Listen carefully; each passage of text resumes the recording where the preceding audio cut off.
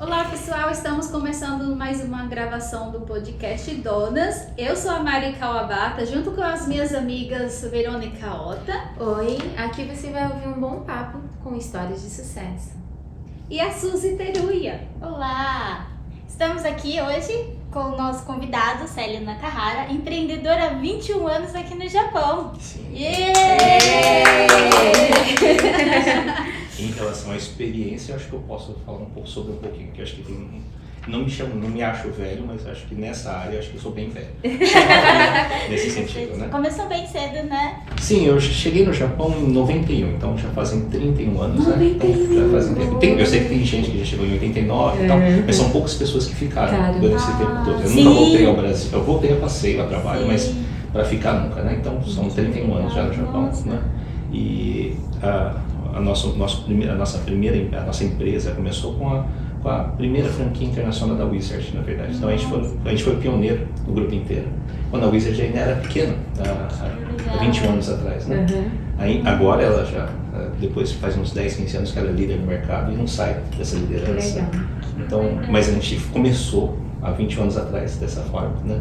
Assim, trazendo uma coisa totalmente diferente. Não fui eu, na verdade, foram os nossos dois primeiros sócios, né? Que são a Flávia e o Eduardo, que são justamente da Zona Leste, né? De São Paulo. Que legal!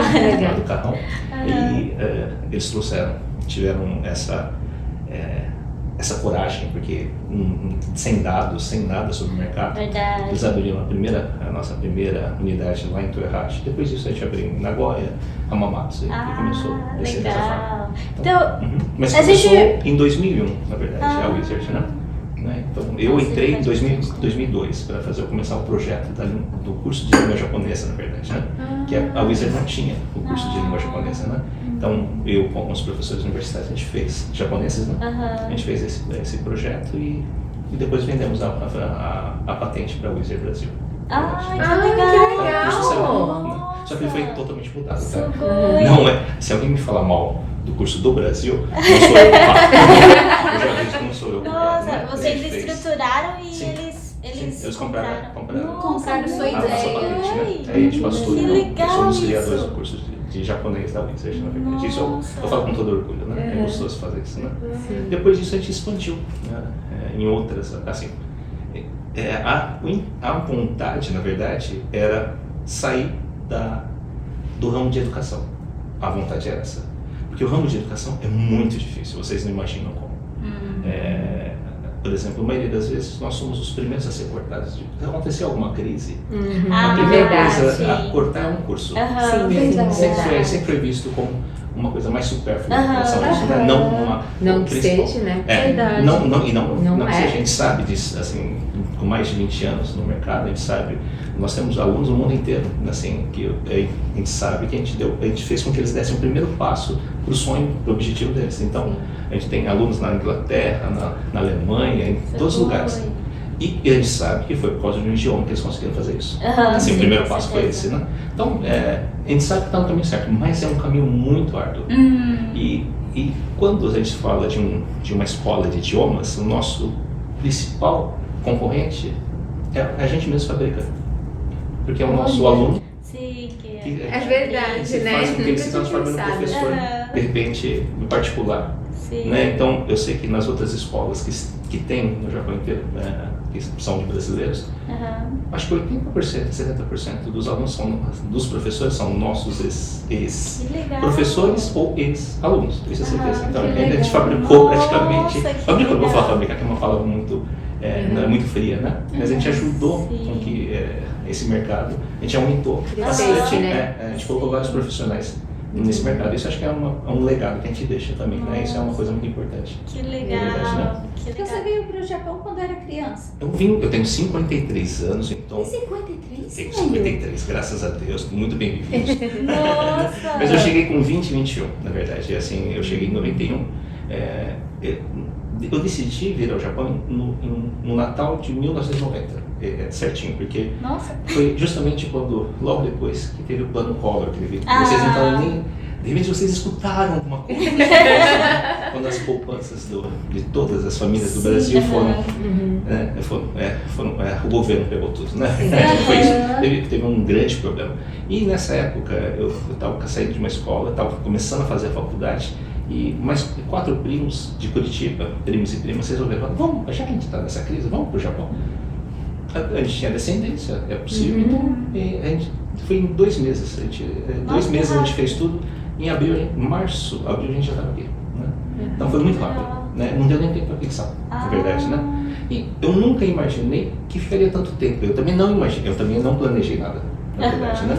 Não foi nada planejado. Eu lembro que ele chegou aqui em abril, março, e a gente estava no meio da guerra do Golfo Pérsico. Só que a primeira. Quando o Saddam Hussein não era ruim, tá? A gente invadiu o Kuwait. Mas foi nessa época, na verdade. Então, e foi engraçado que a gente pegou uma das maiores crises. A gente chegou, estava tudo parado, porque os portos japoneses estavam parados por causa do Golfo Pérsico. Então, a gente ficou, era uma promessa de começar a trabalhar logo em seguida, só que, por exemplo, eu e mais 2 primos homens, a gente começou a trabalhar depois de 3 meses. Como que vocês fizeram esses 3 meses? Vocês já vieram com tinha dinheiro? Tinha dinheiro, a gente tinha dinheiro, então a gente conseguiu se manter. Mas assim, por exemplo, é uma coisa meio engraçada, por exemplo, todo mundo me pergunta às vezes, parece que a gente vai mudar de assunto, mas eu não vou mudar de assunto. Todo mundo me fala assim, você não tem, quando você volta para o Brasil, você não tem medo de ser assaltado? Eu nunca fui assaltado no Brasil, a primeira vez... Eu também não. Eu já. Não, mas de repente seja sorte, né? Mas a primeira vez que eu fui assaltado, eu vou falar como assalto, foi no Japão, em 91. Nossa, como que assim? Como assim? Conta essa história, por favor. Eu nem lembro o nome da cidade, era uma cidade em Chiba, na província de Chiba, e eu tenho certeza que não poderia ser, não é estrangeiro que pegou o dinheiro, né? Foi um japonês, porque nós somos os primeiros estrangeiros a ser registrados nessa cidade. Eu tenho certeza que não era estrangeiro, né? Tenho certeza absoluta, né? Então eu estava num deparo, numa loja de departamentos, acho que era, não sei se era, nem lembro qual era a loja, só que antigamente podia fumar em qualquer lugar no Japão. Sim, né? Eu estava fumando em frente a uma loja de brinquedos, de bichos pelúcias, porque minha irmã iria ver de um outro lugar, justamente perto do aniversário dela. Então eu saí com a minha prima para comprar um bicho de pelúcia para ela. Não estava trabalhando, né? A gente foi lá e tal. Aí naquela época a gente não tinha muito, como fala, não existia uma confiança em relação às empreiteiras. Então todo mundo fala, leva tudo, leva o dinheiro, passaporte, leva todos os documentos e coloca tudo na sua pochete e vai. Eu nunca usei pochete, eu tive que começar a usar. Sim. Aí eu lembro que eu levei a pochete, e assim, tava com a pochete e tal, com os documentos, assim, e não é mentira, eu acho que devia ter $3.000, só que $3.000, o dólar naquela época era mais ou menos 167. Nossa! Então tinha mais de 500 mil, assim, sem contar 300 mil em dinheiro, em ienes, então quase tinha $1 milhão lá dentro. E estava tudo na pochete, com o passaporte e um papel que era o Gaijin Toroku na época, que ainda não tinha saído o certo, né? Aí eu deixei a pochete no banco e dei 2 passos na frente com a minha prima para ver um bicho de pelúcia. Quando eu olho, foram 10 segundos, eu olho, a pochete desapareceu. Que desespero! Gente do céu! Foi desespero, porque eu não falava japonês, né? A segurança não entendia inglês.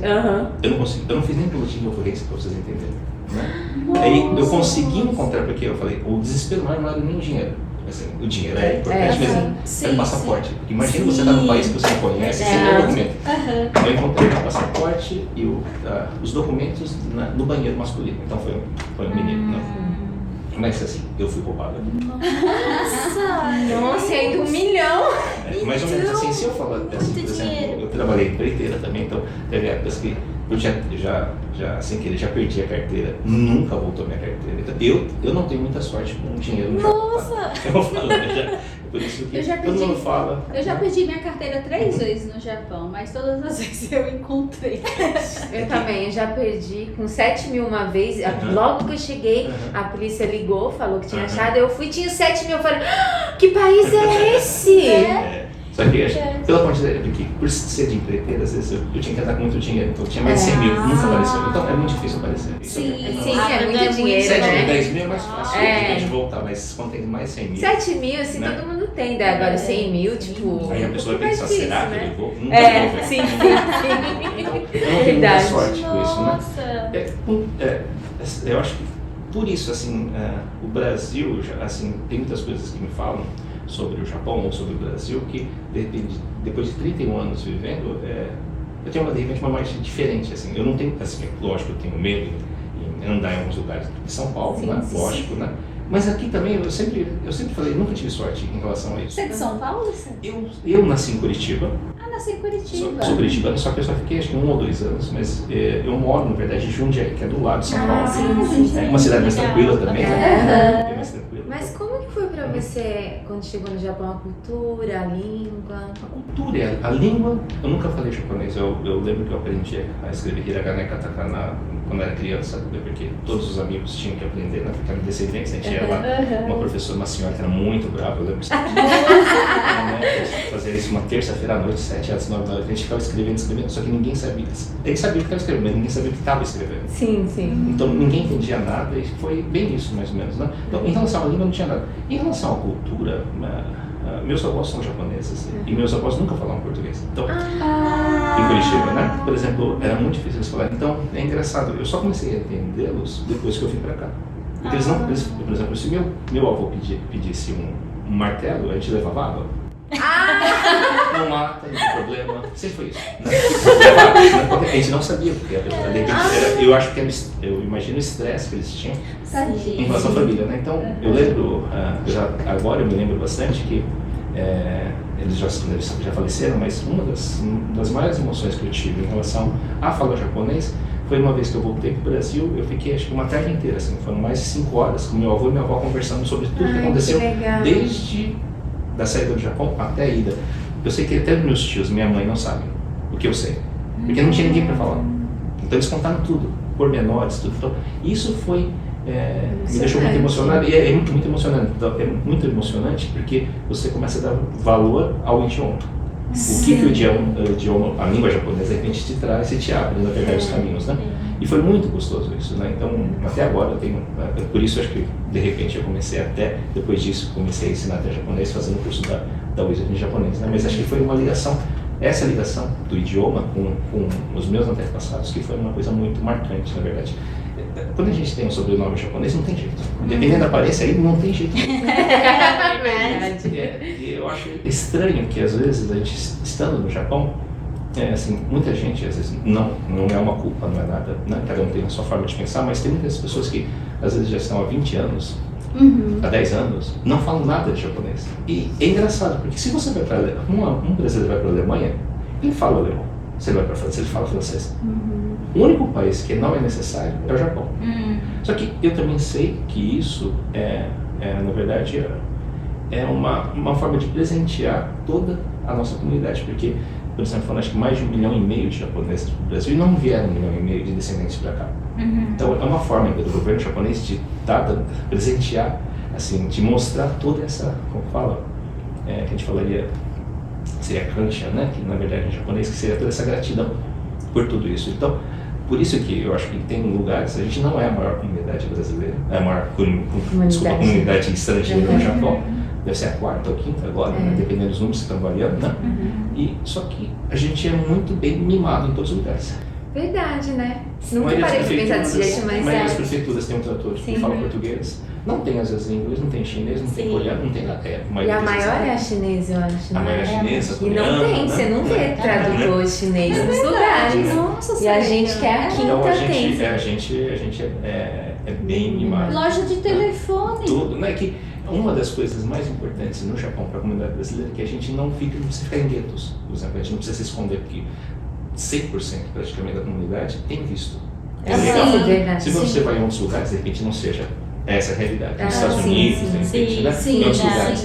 Então a gente não precisa ficar escondido. Então você entra numa avenida, as nossas escolas, as nossas unidades estão do lado, todas as estações mais importantes, Nagoya, Toyohashi e Hamamatsu. Então, a gente não precisa se esconder, né?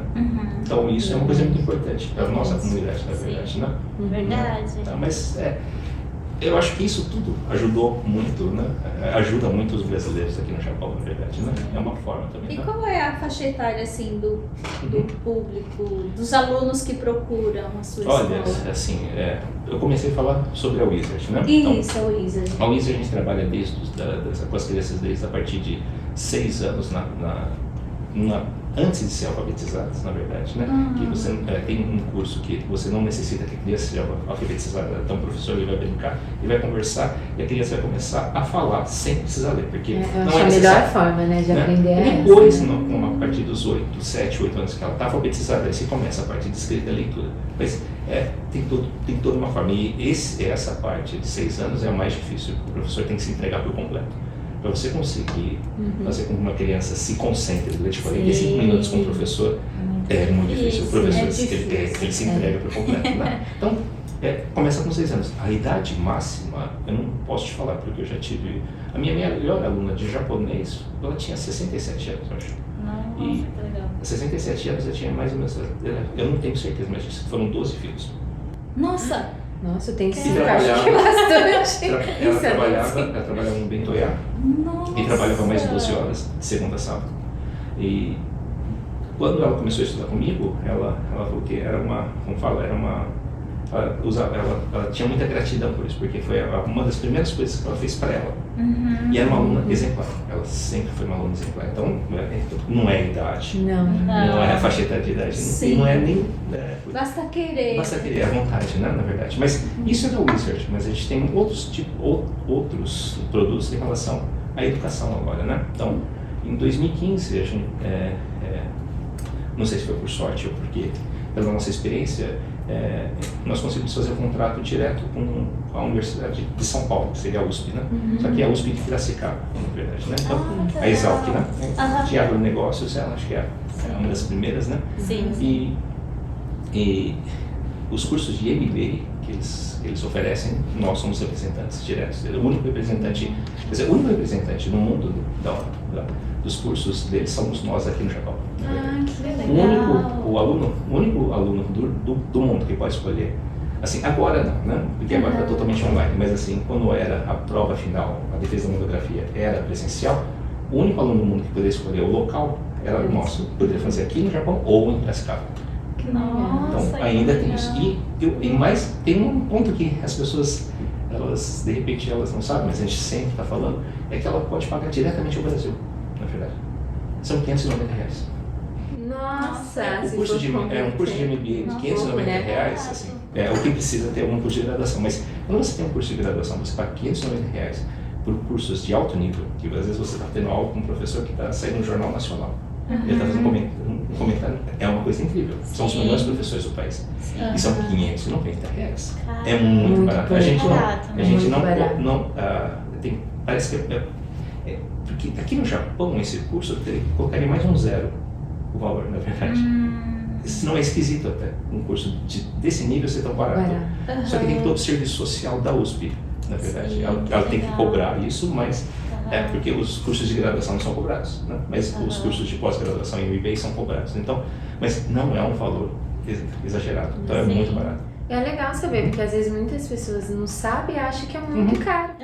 Verdade, E muita verdade, gente, às vezes, ela verdade. se inscreve no Brasil e não fala que é do Japão. A gente perde, por exemplo, esse aluno, na verdade. A gente nem sabe que existe esse aluno. Nossa. Porque eles acham que eles por exemplo, estão ganhando com isso. Não tem nada a ver. Na verdade, eles ganham mais se eles falarem que são do Japão, porque eles vão ter um tratamento até diferenciado em relação a isso, né? Da gente, né? Mas todos os serviços, todo atendimento é feito pela USP, na verdade, pelo P7, que é o instituto que cuida de todos os cursos da USP lá, né? Então, mas não são só esses cursos, a gente tem outras USPs, que são várias USPs no Brasil, que a gente também tem contato e de repente a gente vai trazer outros cursos a partir de agora, mas são todos de alto nível, são todos de alto nível.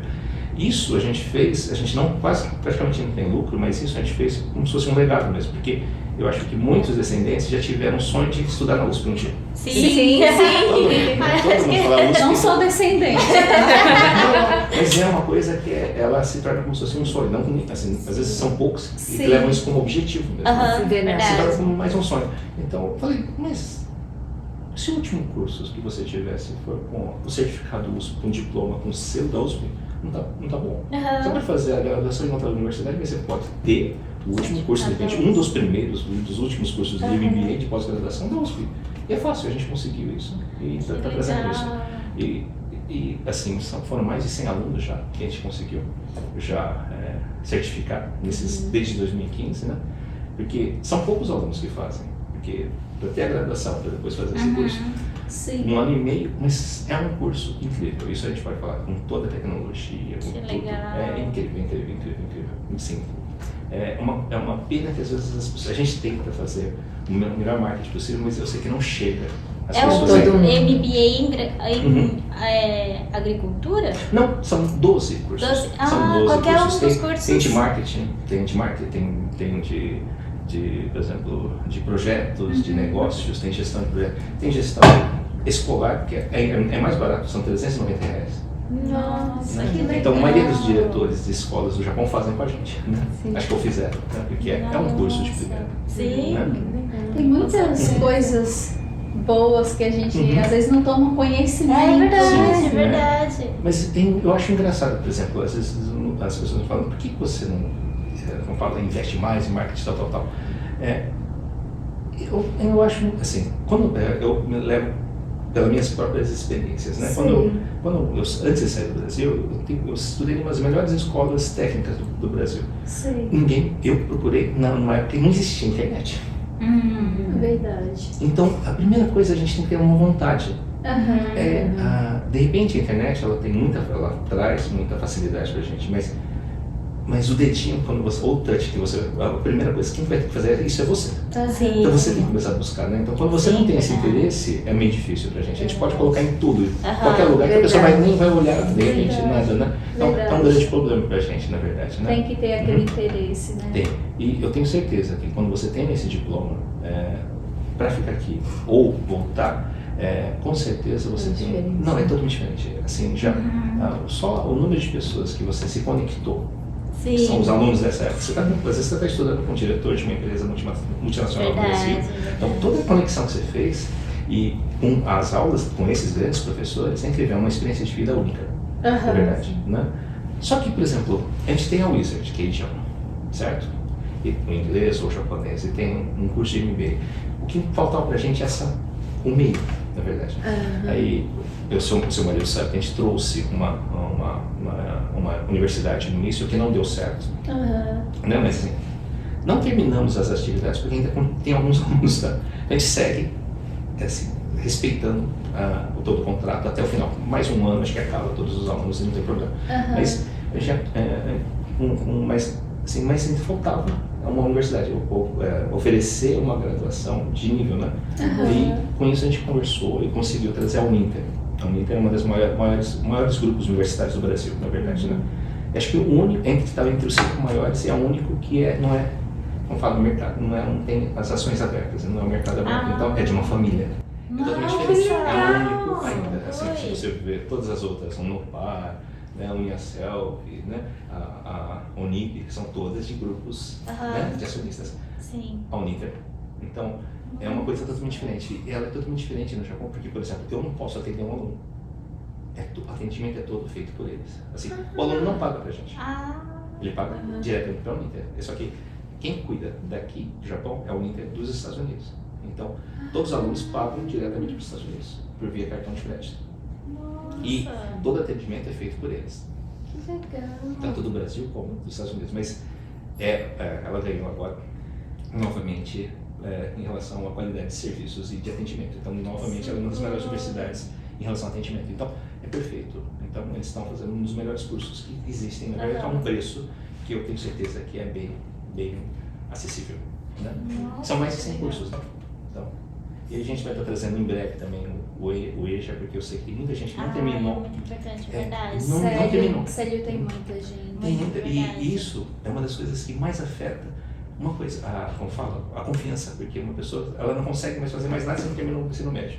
Sim. E isso afeta de uma forma muito grande a confiança própria.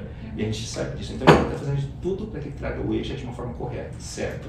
E o curso deles é muito bom, por isso que eu gostaria dele. Com isso, acho que vai ter facilidade também trazer os cursos técnicos. Os cursos técnicos. Porque a maioria dos alunos das escolas brasileiras, acho que só 10% seguem para um numa universidade, todas entram dá para dó, trabalhar né? numa fábrica. Sim. E isso, desculpa, a porcentagem está menor que do Brasil em relação a seguir para um ensino superior. É muito pouco, é um nível muito baixo. Assim, a gente não pode fazer isso, a gente não pode deixar isso, porque, na verdade, financeiramente é possível.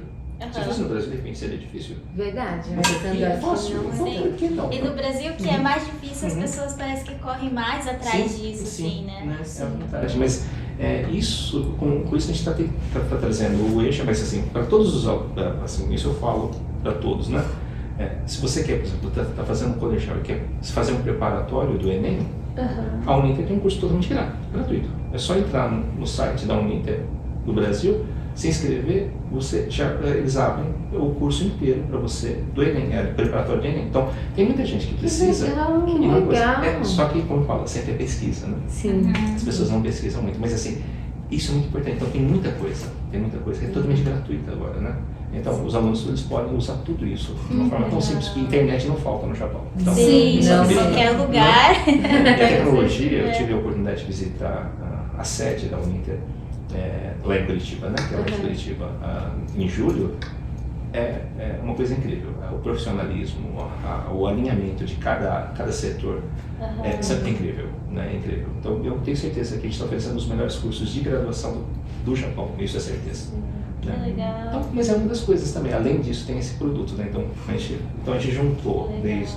Porque eu sempre imaginei que a educação seria o melhor caminho para você fazer qualquer coisa. Então, como empreendedor, eu coloquei um caminho.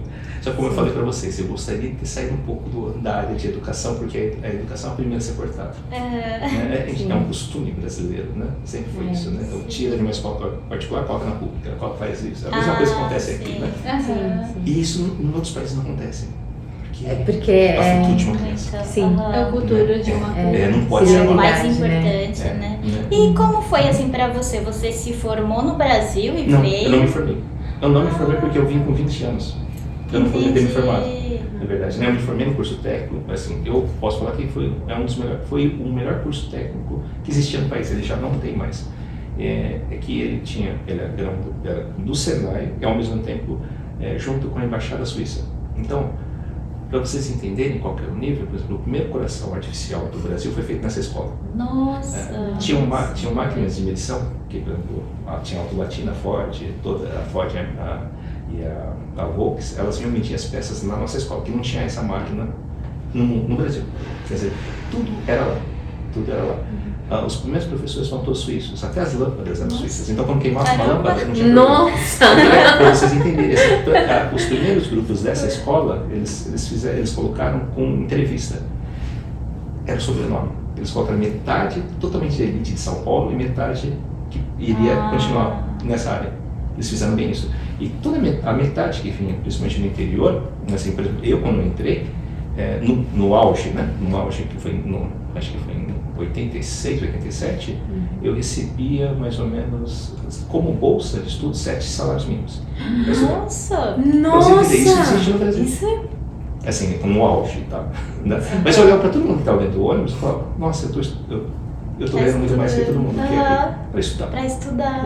Mas era uma escola, por exemplo, aí que começou essa coisa do idioma. Por exemplo, quando eu estava em 89, eu recebi um convite para Mitsu Toyo, que é uma empresa de medição aqui no Japão, para vir como estudante, estagiário.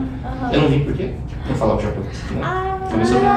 Aí depois, a matriz dessa escola é lá na Suíça, em Saint-Flour, né? É uma cidade de lá, e é a melhor escola de mecânica de precisão do mundo. E eu também poderia ir para lá, só que tinha que falar francês, também não conseguia. Só que durante 1 ano e meio eu morei em São Paulo, numa república, e depois eu fazia o trajeto de Jundiaí, São Paulo, todos os dias. Então eu acordava 3h30 da manhã, saía e pegava o primeiro ônibus 15 para 5 na rodoviária, chegava 15 para 7 na escola e voltava 5 horas, saía 5 horas e chegava. Eu já cheguei a chegar em casa mais ou menos 11h30, meia-noite. Nossa! Acontecia alguma coisa na greve, alguma coisa. Então, às vezes era melhor ter dormido no terminal. Verdade, já ia ter que voltar. Acontecia isso. E ainda tinha que fazer lição de casa, Não, trabalho, não alguma dava. coisa assim. Por isso que eu comecei a até trabalhar com essas coisas.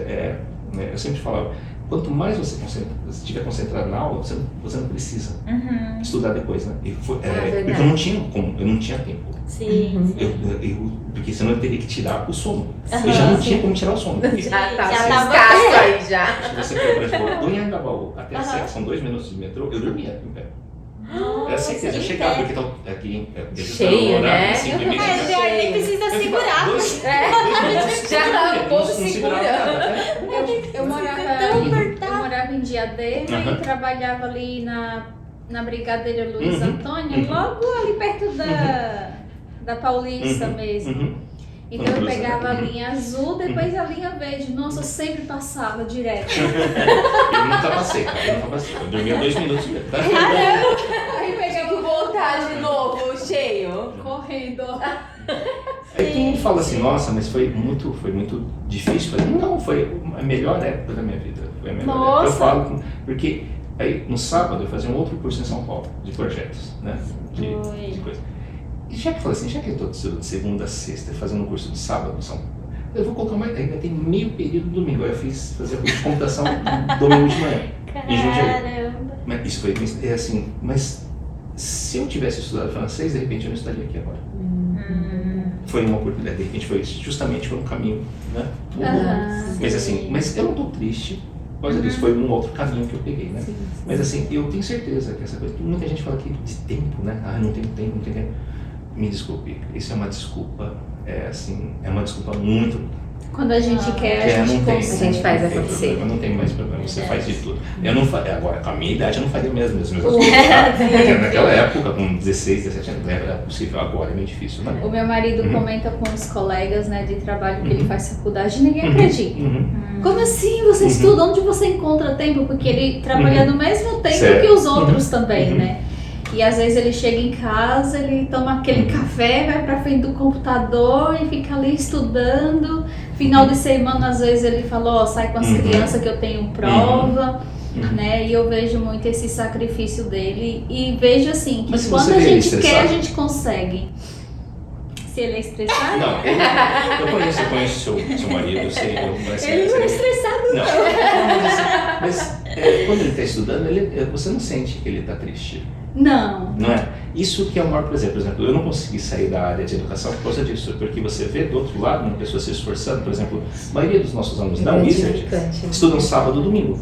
Às vezes a pessoa trabalha de segunda a sábado, fez Angyo e vem domingo para estudar com a gente. Não tem como eu não gostar desse trabalho, porque a pessoa está entregando o melhor horário da vida dela comigo. Sim. Então, não tem outra forma. Então, como fala, eu respeito muito todos esses alunos. Por isso que, de repente, a nossa empresa não conseguiu sair do ramo de educação. Até agora não conseguiu. A gente queria, tá? Como foi para vocês, mas foi uma coisa que foi levando. Mas, assim, eu não sei se é um bom exemplo, porque a gente não planejou praticamente. É que foram, de repente, isso eu posso falar que foi egoísmo meu, na verdade. É que eu comecei a pensar, se a gente tem uma das formas de fazer com que uma pessoa cresça, porque, assim, por exemplo, eu sempre falo, praticamente os brasileiros, eles concorrem a 3% de todas as vagas no mercado de trabalho, só 3% no Japão.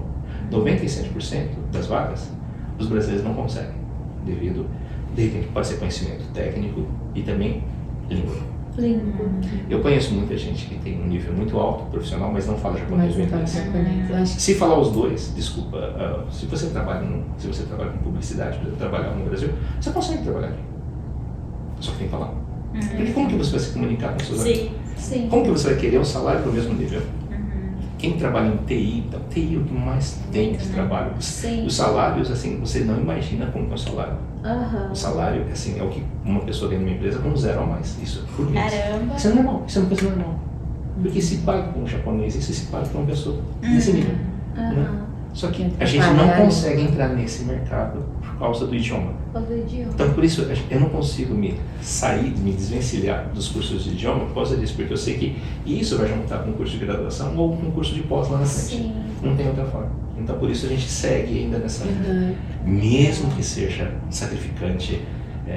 Se vocês me perguntarem se eu tenho uma satisfação financeira, se eu recebi o retorno financeiro, nada. Nada. Tudo que a gente ganhou, tanto eu como o nosso sócio, a gente colocou tudo na empresa até agora.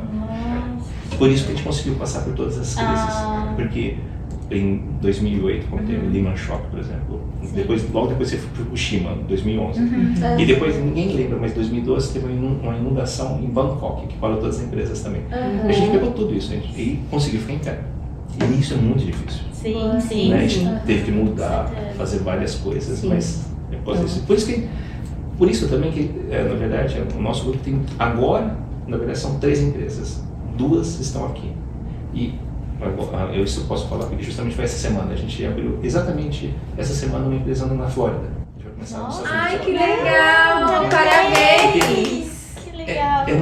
É uma coisa que é difícil falar, porque como que eu vou falar para vocês assim, a gente sempre foi visto como, não pioneiros, mas assim, os alunos sempre nos veem como exemplo de alguma coisa. Sim. Se eu não fizer uma coisa diferente, eu sou a mesma coisa.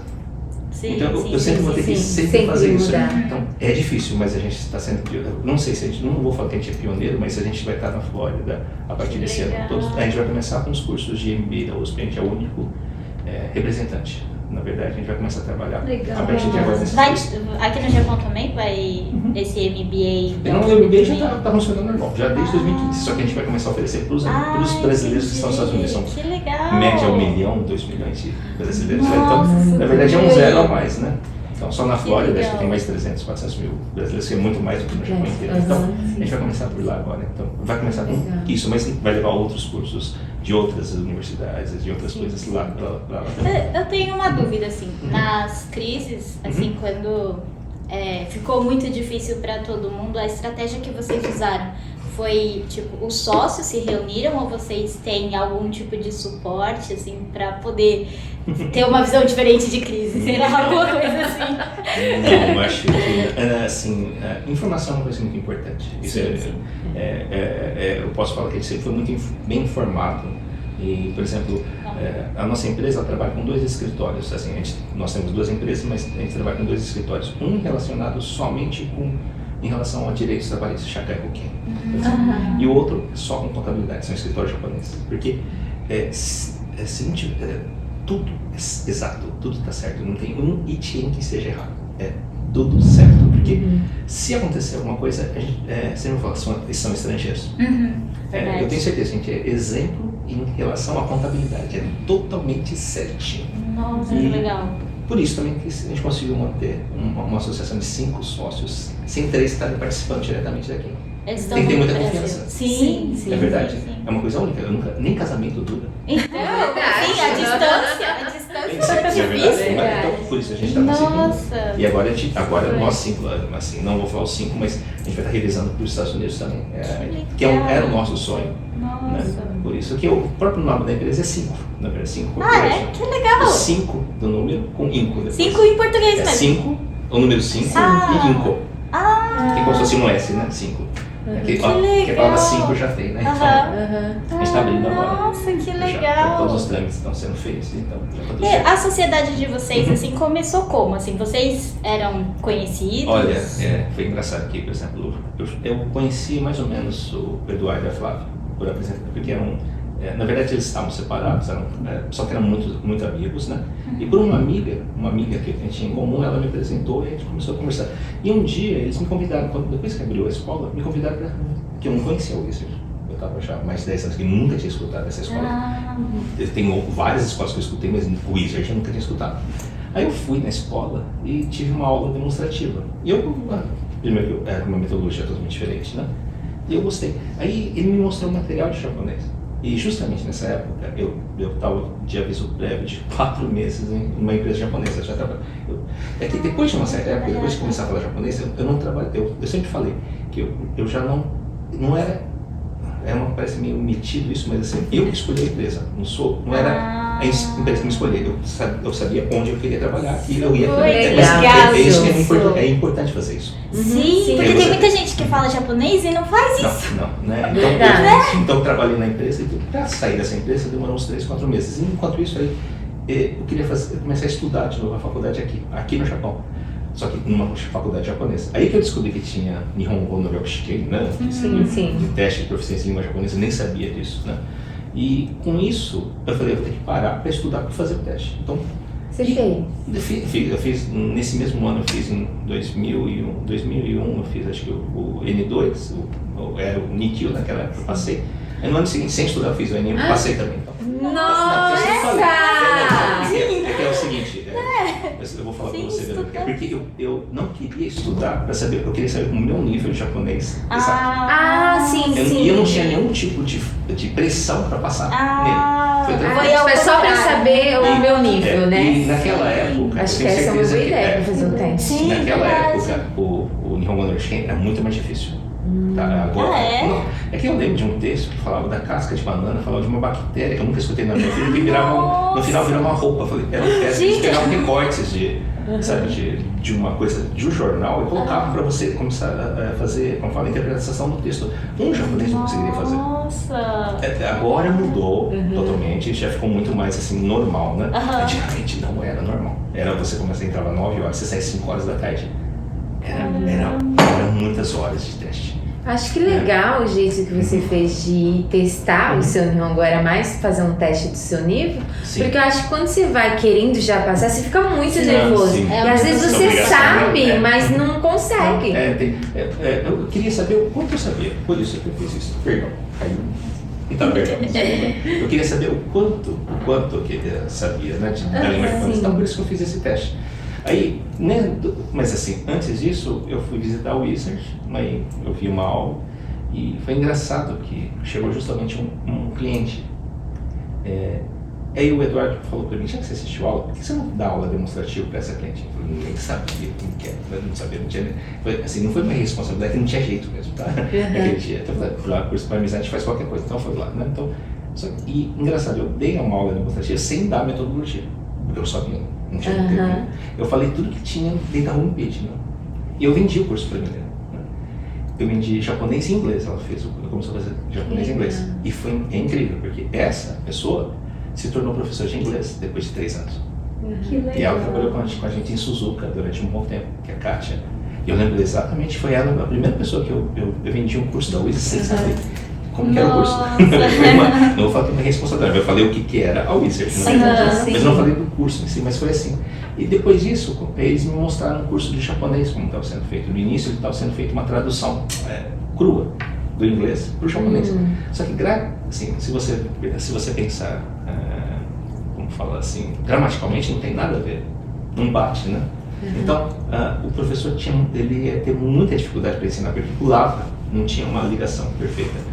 Eu falei, não vai ser impossível. Aí ele me pediu, falou assim, então, se você não quer fazer um Arubaito com a gente, já que você vai estudar para fazer isso, eu falei, tá. Mas aí o Arubaito se tornou uma coisa eterna até agora. Aqui. Aí depois de um ano a gente já se tornou sócio. Quanto tempo você levou para aprender japonês aqui? Eu tive sorte que quando eu cheguei em 91, né? Sorte. Eu não tive sorte, eu vou falar sorte porque é o seguinte, eu falo sorte mesmo, porque quando o primeiro trabalho que eu consegui foi engraçado. Eu lembro que eu falei que eu fiquei 3 meses desempregado. A gente morava num bairro totalmente residencial lá em Chiba, na cidade. Assim, e era 1 hora de bicicleta até a estação. O supermercado do lado da estação, então era 1 hora, né? E minhas primas começaram a trabalhar, 2 primas. Os outros, eu e mais 2 primos, a gente estava em casa. Então é engraçado. E a gente estreou uma casa totalmente nova. Sabe, uma casa japonesa nova, novinha, Nossa, que legal! Estreou. Era simples. E toda a vizinhança japonesa. E todo mundo olhava pra gente pensando que era bicho, né? E era engraçado que 2 mulheres saíam pra trabalhar e 3 homens limpando a casa. Era totalmente inverso, né? Aí a vizinha da frente, ela tinha um cachorro pequenininho, né? Acho que foi para teste. Ela começou a trazer o cachorro para a gente cuidar enquanto ela ia para o supermercado. Aí ela ia para o supermercado, comprar alguma coisa e começava aquela troca. Trazia uma coisa, a gente tinha que comprar uma coisa para ela. Começou, era tudo no dicionário. Era incrível. Aí, eu lembro certinho, a outra vizinha tinha 2 gêmeos de 1 ano e meio. Ela pensou, ela deixava por 1 hora os homens cuidando da criança. Eu não sei que eles queriam que se aproximasse mesmo. Era uma forma. E foi muito divertido. Aí a gente começou, não tinha nenhuma barreira, na verdade, cultural. A gente tinha respeito, tinha tudo, né? Sim. Aí eu entrei numa empresa. E eu lembro que era do grupo Mitsubishi, né? Eu entrei primeiro com solda, depois eu fui transferido para uma área que era um depósito, que você levava barras de alumínio de 5, 6 metros de um lado para o outro, né? Porque você carrega, como eu falo, distribuía para a empresa inteira. E eram armários enormes, assim, sabe? tudo encaixado, mas era um depósito muito grande. Então você tinha que ver o código, começar a pegar e colocar sem ferir, né? Isso daí, sem colocar isso e levar isso para a empresa inteira. E as pessoas, a média de idade que as pessoas que eu trabalhava era mais ou menos 60 e alguma coisa. Eu olhava para todo mundo, eu tinha 21. Eu olhava para todo mundo, parecia todos os meus avós. E não é? Porque você olha assim, porque era uma coisa de louco. Você fala, não pode, né? Eu não deixaria meu avô e minha avó trabalhando desse jeito, né? Aí eu lasquei pau, comecei a trabalhar quanto mais rápido, comecei a aprender. E aí eles começaram a ter tempo. Depois de 2 semanas eles começaram a ter tempo, porque eu fazia trabalho 2 ou 3. Pela idade também, porque até subir naquilo lá. Às vezes tinha uma senhora de 60 anos que subindo, não sabe? Ai, tadinha! Com medo, né? Então, aí o que aconteceu?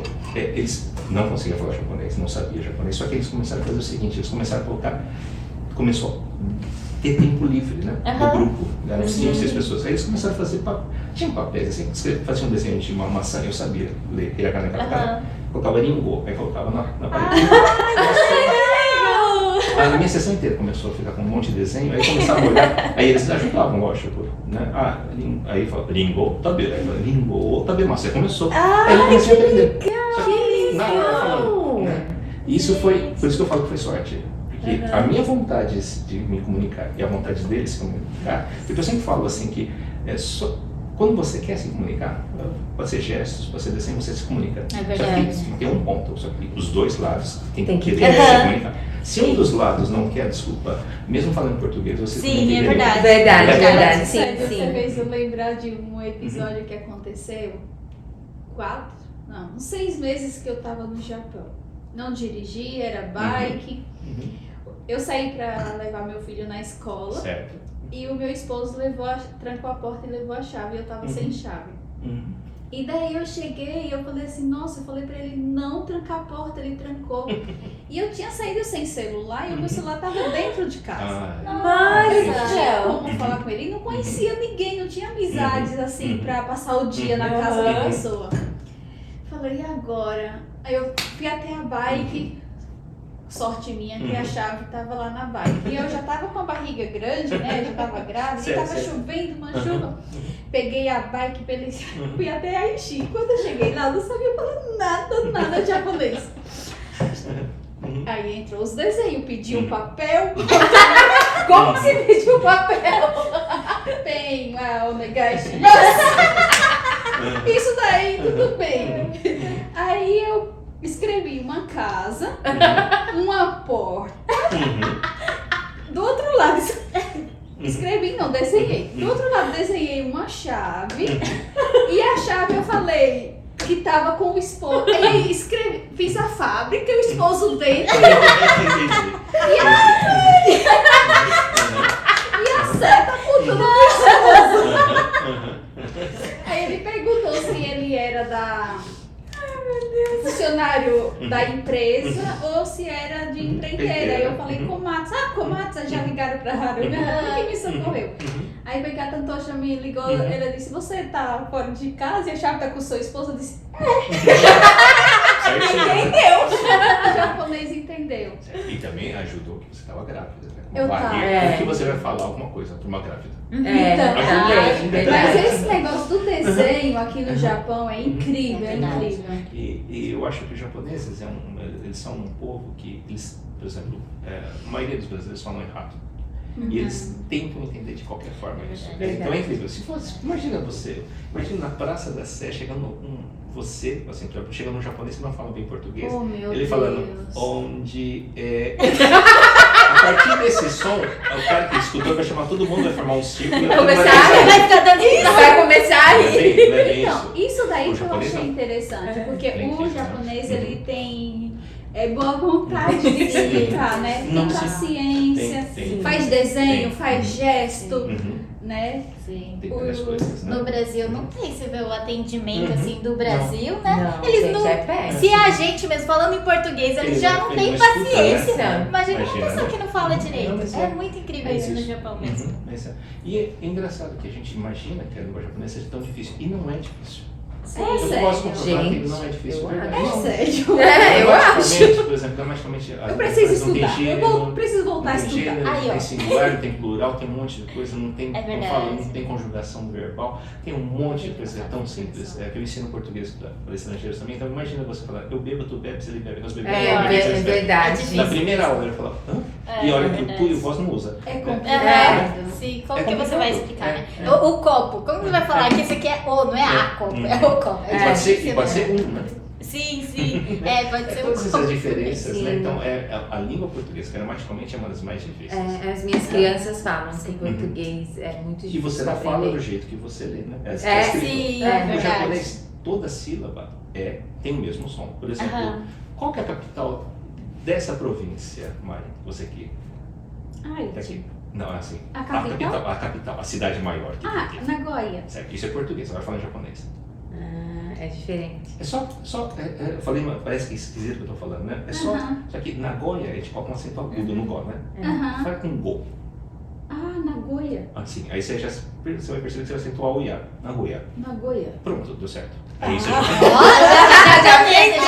Nossa, precisamos fazer aula de japonês com Vocês ele. perceberam que é muito mais simples? Então, Tem o que online? tá escrito? Tem online, sério? Tem. Você dá aula Tem pra gente? japonês? Tem aula. Precisa. tem Não, aula gente, online. precisa. Precisamos. E é engraçado, é incrível isso. Então, é muito mais simples do que a gente imagina. É.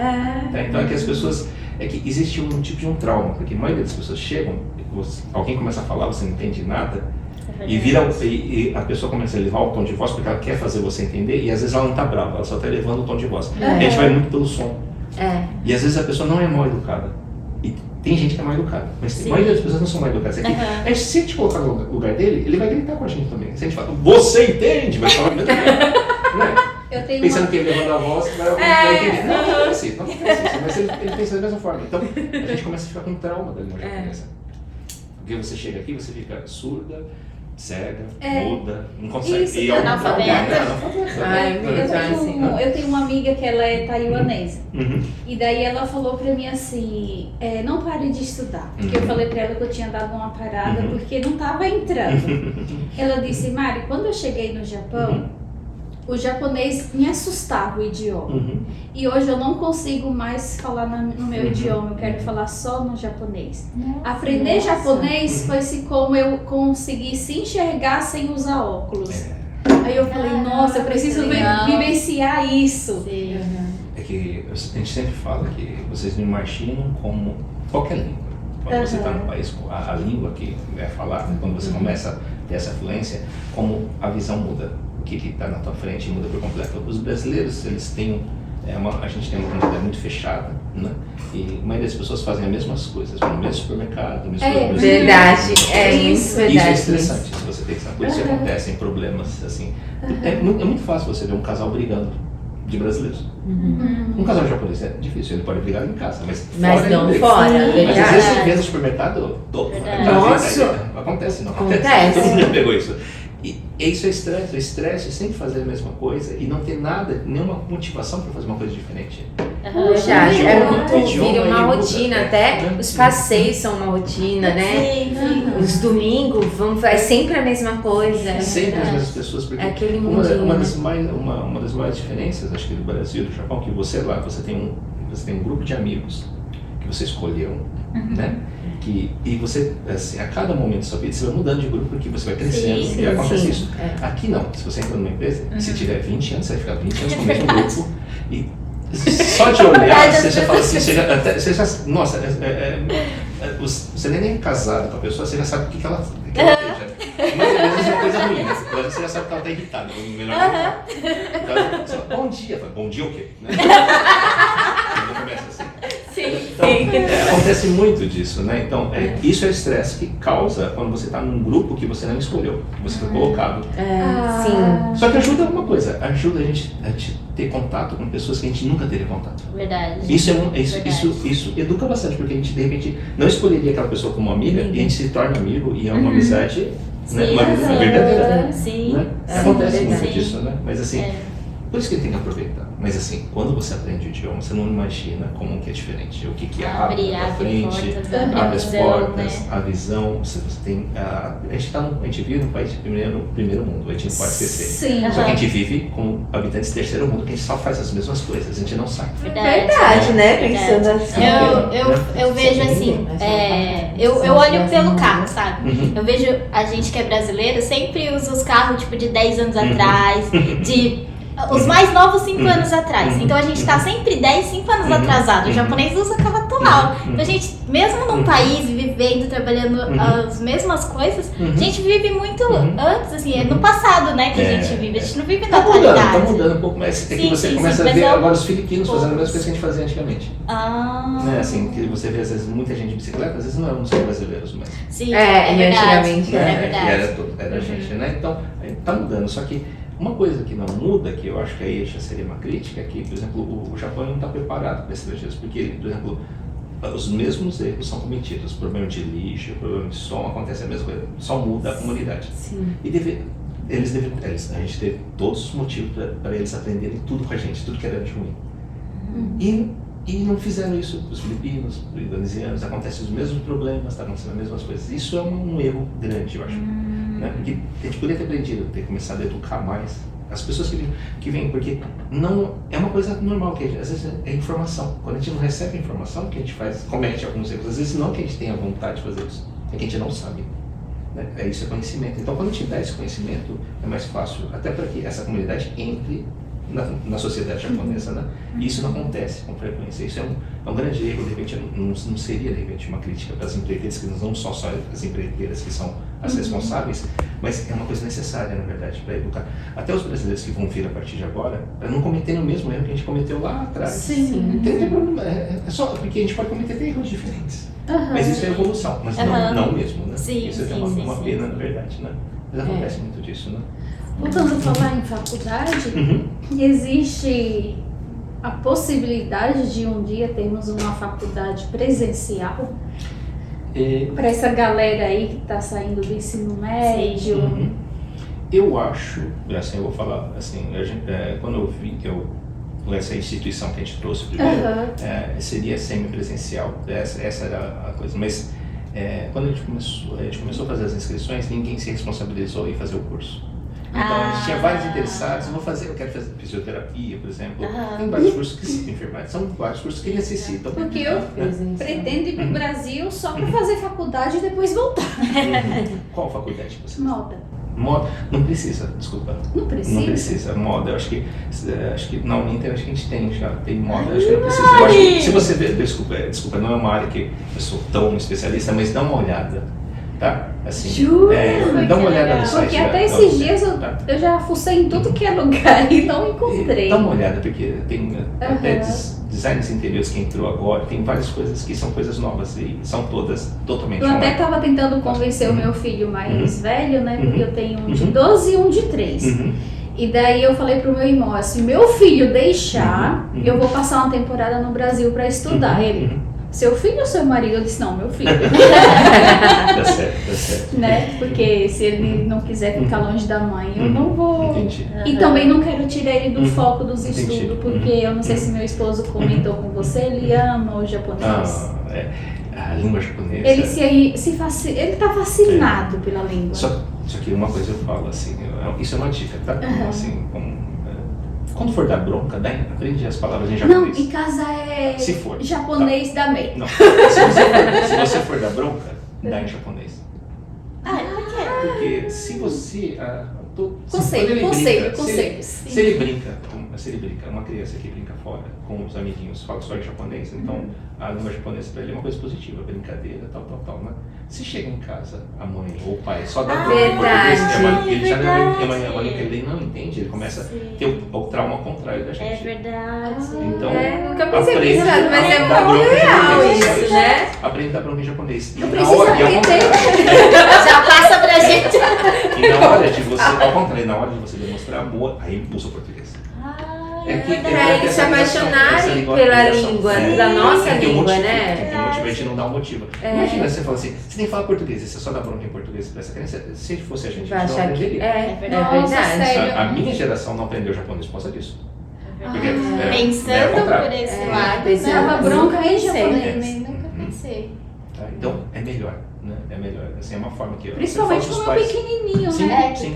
Só tem algumas frases que são certas, fala em japonês, né? Que assim, não precisa nem falar muito japonês, só falar também, por exemplo, né? Alguma coisa assim, em japonês. O resto, quando for, ao contrário, quando for elogiar, fala em português. Uma dica aí, pessoal, né? Super dica! Muito bom isso. Sim. Um grande problema que eu já vi vários casos de várias pessoas voltarem para o Brasil e com os filhos que não falavam português, né? Eu imagino o choque que é muito maior do que de lá pra cá. Porque as crianças lá são muito mais espertas, são muito mais adultas. Eu até falo que as minhas crianças, se for pro Brasil, eles vão ser bobinhos, sabe? Porque eles são muito ingênuos aqui, né? E daí chega lá as criançadas... Bomba, né? Na verdade, segurança, tudo, né? Então, mas de repente a gente tem que prepará-los, porque assim, não que vá pro Brasil ou não, mas a gente tem que dar os caminhos, assim, a gente tem que deixar os caminhos. A criança que vai escolher, porque tem, por exemplo, se vocês veem um kanji que tem um kanji que chama Oya, né? Que é pai e mãe. Na verdade, esse kanji é formado de 3 kanjis, na verdade, né? Então é uma junção de 3 kanjis. E esses 3 kanjis, eles, na verdade, eles indicam o que um pai e uma mãe devem fazer. Isso, 1000 anos atrás, 2000 anos atrás, tá? É uma filosofia certa já. Então, se você vê, são 3 kanjis. O primeiro é de tatsu, fica em pé. O outro embaixo é ki, que é árvore. E o outro é miro, que é ver. Então, um pai e uma mãe devem subir em cima de uma árvore e ficar vendo seu filho. Se ele estiver do lado do filho, que aconteça um perigo, ele está correndo o mesmo risco do filho. Se ele estiver do lado. Se ele estiver olhando de um lugar mais acima, ele vai perceber o perigo chegando. Aí ele só desce na hora certa. Ele não pode ficar sempre no mesmo nível do filho. Então ele tem que sempre estar. E essa árvore, para a gente poder ser o conhecimento, ele tem que subir no conhecimento dele e olhar de uma distância. Ele não pode ficar tão perto. Que agora, existe aquela coisa de pai e mãe serem amigos das crianças. Eu sei que existe isso, tá ótimo, né? Existe outra coisa. Mas existe uma coisa também, se você quer proteger seu filho, então também você tem que usar esse conhecimento, porque senão você fica do mesmo nível que ele. Uma criança, e você corre o mesmo perigo que ele. Então, aí não é muito bom. Verdade, né? Então, são coisas assim, então, isso acho que é muito importante para os pais aprenderem aqui. A gente vê muita coisa, porque a criança, assim, os pais fazem muita hora extra, ficam fora o dia inteiro, então eles começam a dar outras coisas em troca da ausência para compensar. Eu sempre falo, não é a quantidade de tempo, é a qualidade de tempo que você passa com o seu filho. Você pode passar, se você tem 10 minutos, se você passar bem esses 10 minutos, é melhor que ficar 3 horas olhando para a cara dele, jogando game. Verdade. É verdade, você pode ficar o dia inteiro e não saber o que seu filho faz. Sim. Então são coisas assim que a gente tem que começar a aprender. Eu acho que, eu não tenho filho, eu aprendi olhando os filhos de todo mundo. Assim, eu, de repente, não seria um bom pai, tá? Mas a gente faz tudo errado, né? Porque não tem um curso certo, né? Mas pelo que eu vi, né? Pelo que eu ouço, tudo que eu converso, eu acho que a gente às vezes tem errado um pouquinho nesse ponto, né? Né? Então, não pode transformar carinho em games, em objetos. Sim, é verdade. Começou a falar do tablet. Não pode, né? Não pode. Você tem que dar a atenção certa para eles. Como a gente gostaria também, né? A gente já foi criança. Sim. Mesmo a gente adulto, né? A gente gosta quando a pessoa senta ali, conversa, olha pra você, né? Dá importância, né? Então, acho que... E como você me perguntou dos cursos presenciais, tem toda essa coisa. Mas eu acho muito difícil ter uma empresa que faça isso. O investimento é muito grande. Você contratar um professor desse nível para dar aula aqui, para um número pequeno de alunos. Tem a maioria das vezes, quando é presencial, necessita de laboratórios. Isso. A tecnologia, do jeito que está vindo, Mari, que eu imagino que dentro de muito pouco tempo, todos os cursos só sejam online. Todos os cursos. Tá? Tem cursos assim que... Você sabe qual que foi o primeiro curso EAD do mundo? Não. Piloto de avião. Nossa, sério? Dá pra você ficar treinando com avião? Mesmo, né? Como que vai treinar com avião? Verdade. Toda parte Vai teórica. cair no avião. Imagina, você pode? Não. Então, por isso. Nossa. Então, uma das profissões que a gente mais pede segurança, praticamente não é presencial, não é fazendo, não é dirigindo, não é testando, é praticamente toda a parte teórica é totalmente EAD. Então, mas são coisas assim, né? Às vezes a gente acha que o EAD, os cursos online que eram de antigamente, de agora são totalmente diferentes. E eles estão adaptados a essa geração, porque essa geração não quer ter muito contato. Eu acho uma perda, eu acho muito bom ter cursos presenciais. Eu também acho, eu gosto daquele negócio de conversar. Eu perguntei porque assim, quando a gente termina, sim. Quando a gente termina o ensino médio, o último ano, universidade! Aquela alegria dos jovens, dos adolescentes, porque vai ingressar na faculdade, né? E aqui a gente percebe, Célio, pelo menos o que eu tenho presenciado é que muitos filhos de brasileiros terminam o Chugaku, muitos não dão continuidade no Coco, então terminam o Coco e vamos para uma fábrica. Sabe? Vamos para fábrica, porque... É uma geração que a gente... assim, quando uma pessoa, por exemplo, ela está decidida por isso, que ela quer fazer isso pro resto da vida, ótimo, não tem problema não. Isso não sou eu que tenho que decidir por essa criança, por esse adolescente. Mas quando não tem outro caminho que não seja esse, aí tá errado. Os adultos não estão fazendo de forma errada. É muito triste. Eu acho que a maioria dessas pessoas que fazem isso, elas não têm... os pais não estão agindo da forma que deveria ser, que seria indicar um caminho e dar todas as possibilidades que é possível. Assim, por exemplo, essa coisa de liberdade, não, você não vai fazer nada, trabalha, mas assim, por exemplo, se for trabalhar, mantém o salário fica com os pais e depois, desculpa, eu acho certo, tá? Porque acho que muito dinheiro na mão de uma pessoa que não teve nem educação financeira é meio perigoso. Então, deixa com os pais, desculpa. E os pais vão ter que ser certos e investam no ensino. Tem ensino, dá para fazer cursos à noite, dá para fazer um monte de coisa. Mas não pode parar de estudar. Quando você para, é difícil começar de novo. É difícil. Né? É difícil. E a gente vê jovenzinho que quer, sabe? E às vezes não tem ali o apoio da família para dar continuidade. 16, 17 para, com 19 tem filhos. Aí já acabou. Só que eu tenho alunos que aconteceram isso, do que aconteceu isso, e eu acho assim que a criança é um milagre, na verdade. Então a gente não pode achar que é um pesadelo, né? Só que a maioria das pessoas os pais param de evoluir quando uma criança nasce. Eu sempre falo, aproveita os 6, 7 primeiros anos, porque a criança não vai gastar muito. Estuda, faz tudo, porque senão você está se imaginando você na fábrica cuidando do seu filho até os 20. Você vai aguentar? Se não for aguentar, evolui. Sim. Então, nos primeiros anos, estuda, assim, sabe? Porque tanto a mulher como o filho, alguma coisa, dá para fazer isso. Porque às vezes a mulher fica em casa. Ou o marido também, sabe? É possível, começa isso, coloca como prioridade isso. Como prioridade. Para como falar, investir em si mesmo, para que depois seu filho não tem problemas. Sim. E você vai ter, sempre eu falo, os pais são um exemplo de eficácia. Você vai ser um exemplo, né? Você estudando, fazendo o que você quer. Quando você estuda, você não consegue parar, você começa a estudar, vira um vício, é um dos melhores vícios que tem na frente, né? Eu sou a louca dos cursos. Mas é ótimo, não é gostoso? Nossa, demais. É aquela coisa de você sempre começar e concluir uma coisa, isso vicia, né? Porque eu sempre falo assim, um maratonista, ou é muito masoquismo, ou tem uma coisa muito boa na chegada. Sim. Só não passa por aqui depois dos 42 quilômetros, que quer saber. É verdade. E eu tenho certeza que é uma coisa muito boa, porque essa sensação de concluir, né? De passar por tantas dificuldades. De ter conseguido, né? Deve ser isso gratificante. Isso vicia. Isso tem que ser, acho que tem que cada vez mais viciar as pessoas. Sim. Isso é uma coisa muito importante, na verdade. Sim. Aí você dá aula online também? Sim, nossos professores. Eu ultimamente eu não tenho dado tantas aulas online. Eu estou cada vez mais na parte mais administrativa, na parte de gestão. Mas assim, mas é uma coisa que eu não consigo parar de fazer, dar aula. Eu dou aula ainda, assim. Eu adoro dar aula. Mas assim, eu tenho diminuído os meus grupos, né? Porque senão senão eu não consigo fazer tudo o que seria possível, né? Mas a gente está fazendo isso cada vez mais. Mas assim, tem grandes professores, todos os professores que eu treinei, então eu tenho confiança absoluta, né? Porque a gente segue a mesma metodologia, tem o mesmo carinho por todos. Quando a gente levou essa ideia do podcast para o meu esposo, a primeira pessoa que ele falou, vocês precisam entrevistar o Célio.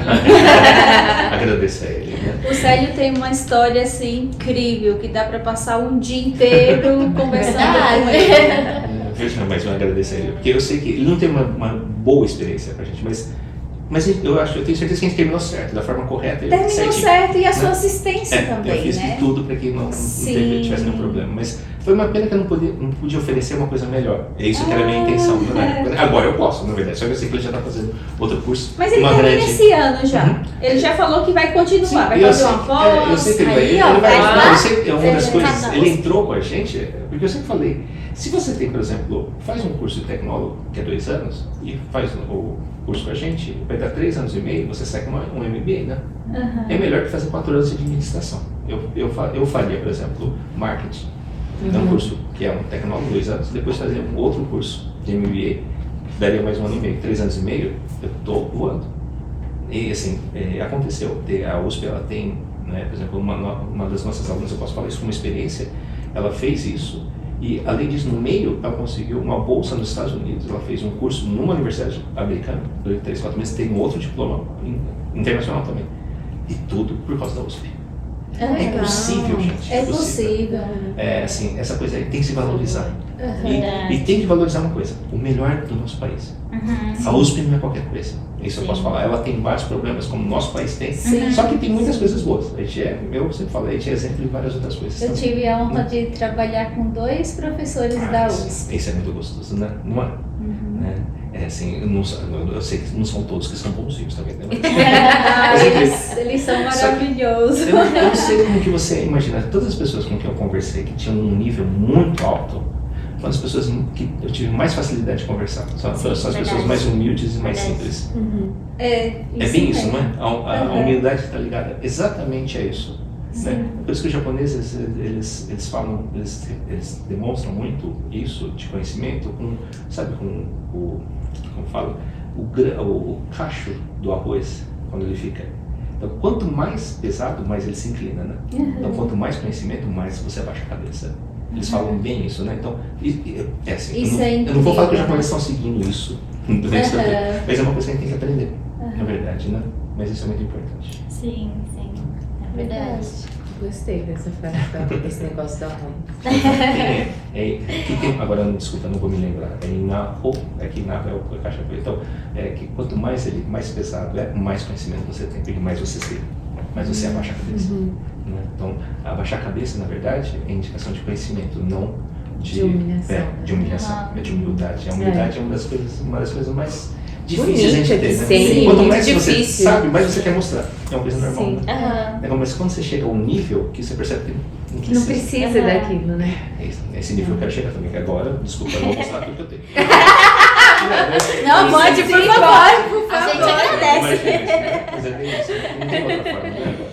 Sim. É importante também, né, pra gente, assim, que tá começando, ter o conhecimento, assim, né? Você passar o conhecimento pra gente é muito importante. A gente agradece muito. A dica que eu dou é sempre estejam perto das pessoas certas. É isso. Você já forma um trio, isso já deu certo. Então, por isso que eu falo, escolher as pessoas que não só multiplicam em sua vida. Tá? Não ter medo de trocar de grupos, assim, sabe? Porque tem amizades que você vai ter pro resto da vida. São amizades. Só que isso, eu acho que não dá pra botar numa palma da mão. São 2 ou 3 pessoas que você pode encontrar e falar sobre qualquer assunto de qualquer época. Só que tem pessoas que enquanto você consegue só falar de uma época da vida. É verdade. E quando começa de agora, você perde o assunto. Não tem o que falar. Só que eram amigos? Eram. Não deixaram de ser amigos, mas amigos. Você não deixou de gostar, mas eram amigos que fizeram parte naquela época. Você cresceu, passou por um outro grupo. Isso é uma coisa normal, a gente não pode deixar de fazer isso. E, como eu falei, acho que um pouquinho antes, esse que é o maior problema da gente. A gente fica sempre no mesmo grupo e não consegue.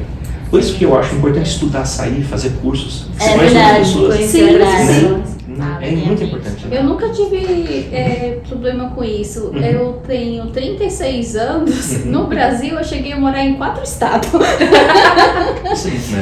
Eu tava num lugar, não tava me encaixando ali, olhava pro meu marido, vamos pra tal lugar, vamos. Saí igual. Que bom que ele topava, né? Colocava a mala no carro, cachorro e Paraná. Enfim. A gente nunca. Uma coisa que eu posso falar é que nos 31 anos que eu estou no Japão, eu estou pronto para começar de novo. Mesmo que, por exemplo, se acontecer alguma coisa que pode acontecer com qualquer empresa, se a empresa não der certo aqui, eu tiver começado do zero, desculpa, eu não tenho medo de que acontecesse. Ainda mais depois com tanta carga já, né? Com Tanta toda experiência. Porque tem gente que fala assim, mas você não vai ficar chateado? Não, é que assim, de repente eu não tenha tido o sucesso financeiro que eu gostaria. Sim. Só que tem um outro sucesso que existe, de ter conseguido ficar, enfim, 20 anos na mesma área, trabalhando, e ter conseguido todo esse conhecimento que eu tenho e conhecer muitas pessoas. Assim, eu acho que tem, por exemplo, eu sempre, é engraçado, por exemplo, só para vocês entenderem, como às vezes a gente sem querer, a gente é conhecido sem saber, né? Toda vez que eu volto para o Brasil, uma vez que eu voltei em 2019, eu estava no metrô, num horário totalmente normal. Aí estava com meu sobrinho, né? Meu sobrinho já é de 20 e poucos anos, ele falou, tipo, aquela menina tá olhando, né? Eu falei, nada. Ela falou, sensei, aí eu já sabia que era um. Que legal. Então, só que num horário totalmente fora do normal, que assim, você encontra uma pessoa no metrô, num horário que você nunca para, né? Que você estava aleatório, é uma coisa assim, mas eu sempre falo, eu não posso fazer nada errado, porque eu sempre encontro alguém. Mas eu entendo, né? Sim. Mas a gente imagina isso. Então, quando as pessoas com quem eu encontro, as pessoas que eu, até agora, todas as vezes que eu volto, eu acabei de voltar pro Brasil agora, eu voltei agora em agosto, né? Fiquei 2 meses. Eu sempre me encontro com várias pessoas, alunos, ex-funcionários, porque eu mantenho todo esse relacionamento, porque é muito importante. A gente não é nada sem ninguém. Verdade, não é. Todo mundo que eu conheci me formaram, então por isso até agora eu mantenho essa forma. Né? Eu acho que no início eu falei, não pela câmera, mas eu falei que de repente eu não apareça tanto em alguns eventos ou em algumas coisas, né? Mas, assim, as pessoas que merecem, não merecem a presença, mas assim, né, se importam comigo, eu sempre vou estar junto. Sempre. Isso é uma coisa, eu sou altamente, como fala, fiel às minhas amizades e às minhas parcerias. Então, todas as empresas que têm parceria com a gente sempre vão ter e continuam sempre. A gente é muito fiel em relação a isso. Quem nunca teve, de repente nunca terá. É isso que e às vezes não é que é uma coisa de, às vezes de, como fala, não consigo afinidade, às vezes eu não conseguia muito o objetivo das coisas, não seja errado ou certo, sim. Só isso, na verdade. Não se conecta, né? Não tem aquele vínculo. Qual foi, assim, o seu maior desafio aqui no Japão e na sua profissão? Em 2009, quando a gente abriu, na verdade foi em 2009 que a gente abriu a unidade de Hamamatsu. Na verdade, a unidade de Hamamatsu, ela tem o primeiro andar, é estacionamento, e tem mais 2 andares. Ela é enorme, tem uma sala para 50 pessoas, né, para vocês entenderem. Ela é grande e era totalmente, nem teto tinha, então era só espaço. Então a gente construiu praticamente a escola. E 2009 foi justamente, a gente abriu justamente em janeiro de 2009. Em 2008 era no Lehman Shopping. Quando deu a crise, a gente não conseguia mais parar a obra. Nossa! Foi a obra mais cara que a gente fez na nossa vida. Nossa. Justamente na pior época. Caramba! Nessa época, em Hamamatsu, a gente tinha mais ou menos, acho que, sem brincadeira, a gente chegou a muitos alunos, a gente tinha mais de 300, 400 alunos. Nossa, que legal! Nossa, que legal mesmo! Depois do Lehman Shopping. Caiu. Caiu. A gente tinha 8 professores, 7 ou 8 professores na época, a gente teve que reduzir tudo. Assim, só que a gente escolheu manter os professores. Aí que foi o nosso erro, a gente usou muito coração. E não é certo. A gente tem que pensar da forma certa, correta. Tem que pensar sempre na empresa, né? Por isso a gente se endividou nessa época, fez um monte de coisa, mas a gente tentou manter. E praticamente os professores saíram depois. E a gente ficou. Acabou que nem. Se enforcou. Então, foi acho que é o nosso maior desafio foi nessa época, a gente conseguir passar com isso, com todas as escolas e manter todos os serviços até agora. Foi já faz mais de 12 anos, né? 13 anos, né? Com isso a gente mantém em pé ainda, assim, não vou falar que a gente está totalmente muito bem financeiramente, porque com certeza uma pandemia não é, né? Não está. Só que ainda eu consigo levantar a cabeça e seguir certo, assim, sem medo de conversar com ninguém. Né? Pelo menos isso. Né? Viagens, gosta de viajar? Engraçado, eu nunca viajei fora do Japão. Eu conheço de ponta a ponta, de Hokkaido até Kagoshima. Eu não conheço. A única província que eu não conheço é Okinawa, que eu deixei por último. Mas todas as outras províncias eu conheço. E eu adoro viajar no Japão. E uma coisa, o idioma, o japonês me deu isso. Então eu tenho facilidade, então eu não vou onde turista vai, né? Então eu vou nos lugares certos. Eu adoro isso. Todo final de ano, por exemplo, a minha passagem no dia 31 é sempre em Kyoto. Isso já fazem mais de 10 anos. Eu sempre vou em Kyoto. Eu não sou turista, não sou budista, mas é o lugar que eu acho que é o lugar certo para estar naquele momento e pedir. Porque já peço pela empresa, peço por um monte de coisa. Então, já mistura, eu sou católico, eu misturo tudo, porque eu imagino que Deus esteja em qualquer lugar. Deus está. É verdade, né? Deus Acredito, está. creio nisso. Então, por isso, às vezes eu estou num templo budista, mas eu estou rezando certinho, da minha forma. Mas é a forma. O nosso filho mais velho nos levou lá em Kyoto, naquele. É muito bonito, né? Como é o nome daquele templo lá? Kiyomizu-dera. Nesse daí. Ele foi com a escola e ele chegou contando pra gente, tão animado que a gente ficou curioso pra saber, pra conhecer. Aí no feriado que teve a gente foi. No caminho o carro quebrou. São boas Foi daquela vez? Foi! E agora a gente não vai chegar. A gente não vai chegar e daí a gente acabou indo. Foi bem legal. E esse templo é incrível porque ele não usa nenhum prego, né? É incrível. São os encaixes certinho de forma. É madeira, né? Sim. Num país que tem terremoto e ele tá numa encosta, não tem penhasco, né? É incrível. Não, Né? é incrível É mesmo. incrível. E ele é lindo. E é bonito. Maravilhoso. Né? Mas tem, é que Kyoto tem algumas coisas. Kyoto é uma cidade incrível. E aquele. Como é que fala? Parece um pastelzinho assim? Gyoza? Não. Não. Que é. De moti? Não? É parecido com o moti, só que parece um pastelzinho que é recheado por dentro. Por dentro tem de morango, tem de chá, que é próprio de lá. Ai, como é o nome? Ah, tá, eu sei qual que é. É uma forma triangular, né? Isso! Tá. Nossa, aquele negócio é muito bom. Tem de canela, né? Tem de canela. O canela é o mais coisa. Eu esqueci o nome agora, mas tem. É famoso, tem, né? É muito famoso. É que Eu não o esqueci Japão o tem nome. muito disso, né? O Japão tem muito disso. Eu fui, agora, eu aproveitei agora em agosto, né? Eu fui pra Fukui, assim, e Fukui todo mundo vai pra praia, né? Eu nunca fui pra praia em Fukui, eu nem sei. Nossa! Eu sempre vou num lugar, é um templo chamado Eiheiji. Ei é de Eien, que é eterno. Rei é de Heiwa, que é paz. E Ji é o templo da paz eterna, né? Então, é um templo budista que é... Vou anotar para o meu próximo passeio. É um dos lugares mais bonitos que eu vi, porque é a mistura entre a natureza e uma coisa que o homem fez, é incrível. Então, você chega assim, você vê os raios do sol entrando pelas árvores e todos os jardins com músculo e o templo. É uma coisa diferente, é uma coisa assim como se fosse, é uma coisa meio divina mesmo, assim, você vê assim, você sente uma coisa. Eu amo esses lugares. É um templo que ele está cravado na montanha, só que você tem só uma parte, você paga a gorra põe assim, 500 ienes e entra, né?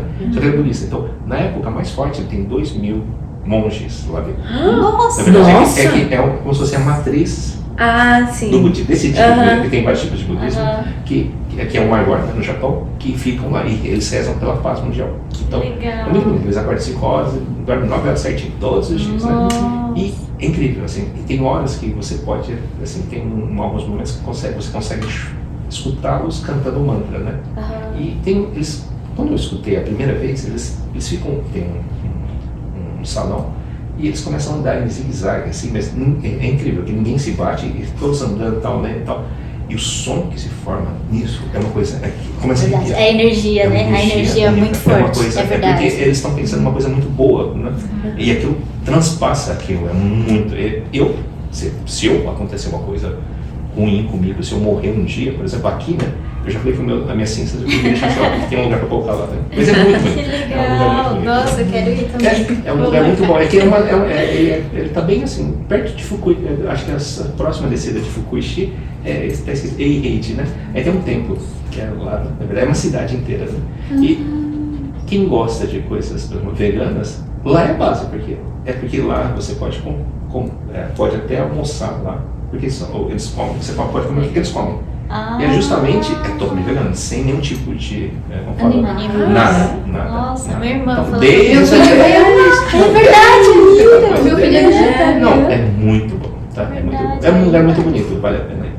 Só que não vai quando tá com muita neve, porque você não consegue chegar. É muito neve, né? Às vezes meu marido fala assim, vamos fazer o porquinho lá pra gente ir pra Austrália. Eu falei, a gente nem conheceu o Japão ainda. E tem tanta coisa bonita aqui dentro. Muito bonito pra conhecer. Eu falo desde Hokkaido até lá, mas tem vários lugares, né? E eu quero conhecer Hokkaido, porque Hokkaido é a terra do meu sogro, né? Vale a pena, vale a pena. Vale a pena. E Hokkaido, acho que a época de neve é muito bonita, mas a Hokkaido é muito bonita o ano inteiro. Quem gosta de frutos do mar é um lugar muito bom, principalmente também. Vale a pena, né? É que é uma fazenda com praia, né? Quando a gente pensa que é como se fosse, como fala, um território que, por exemplo, Tombado, que tem muitas fazendas, então tem muita verdura, e além de volta tem um mar muito rico, né? Então, é um lugar muito bom. Ainda acho que é o único lugar no Japão que ainda o salmão ele sobe. Ele sobe, tem um rio lá em cima. Nossa, que legal! Lugar, né? É um dos únicos e é lugares. muito sugoiço, né? O salmão subir. Que ele sobe pra morrer, né? Ele desova e morre, né? O macho é fêmea, depois ele não volta, né?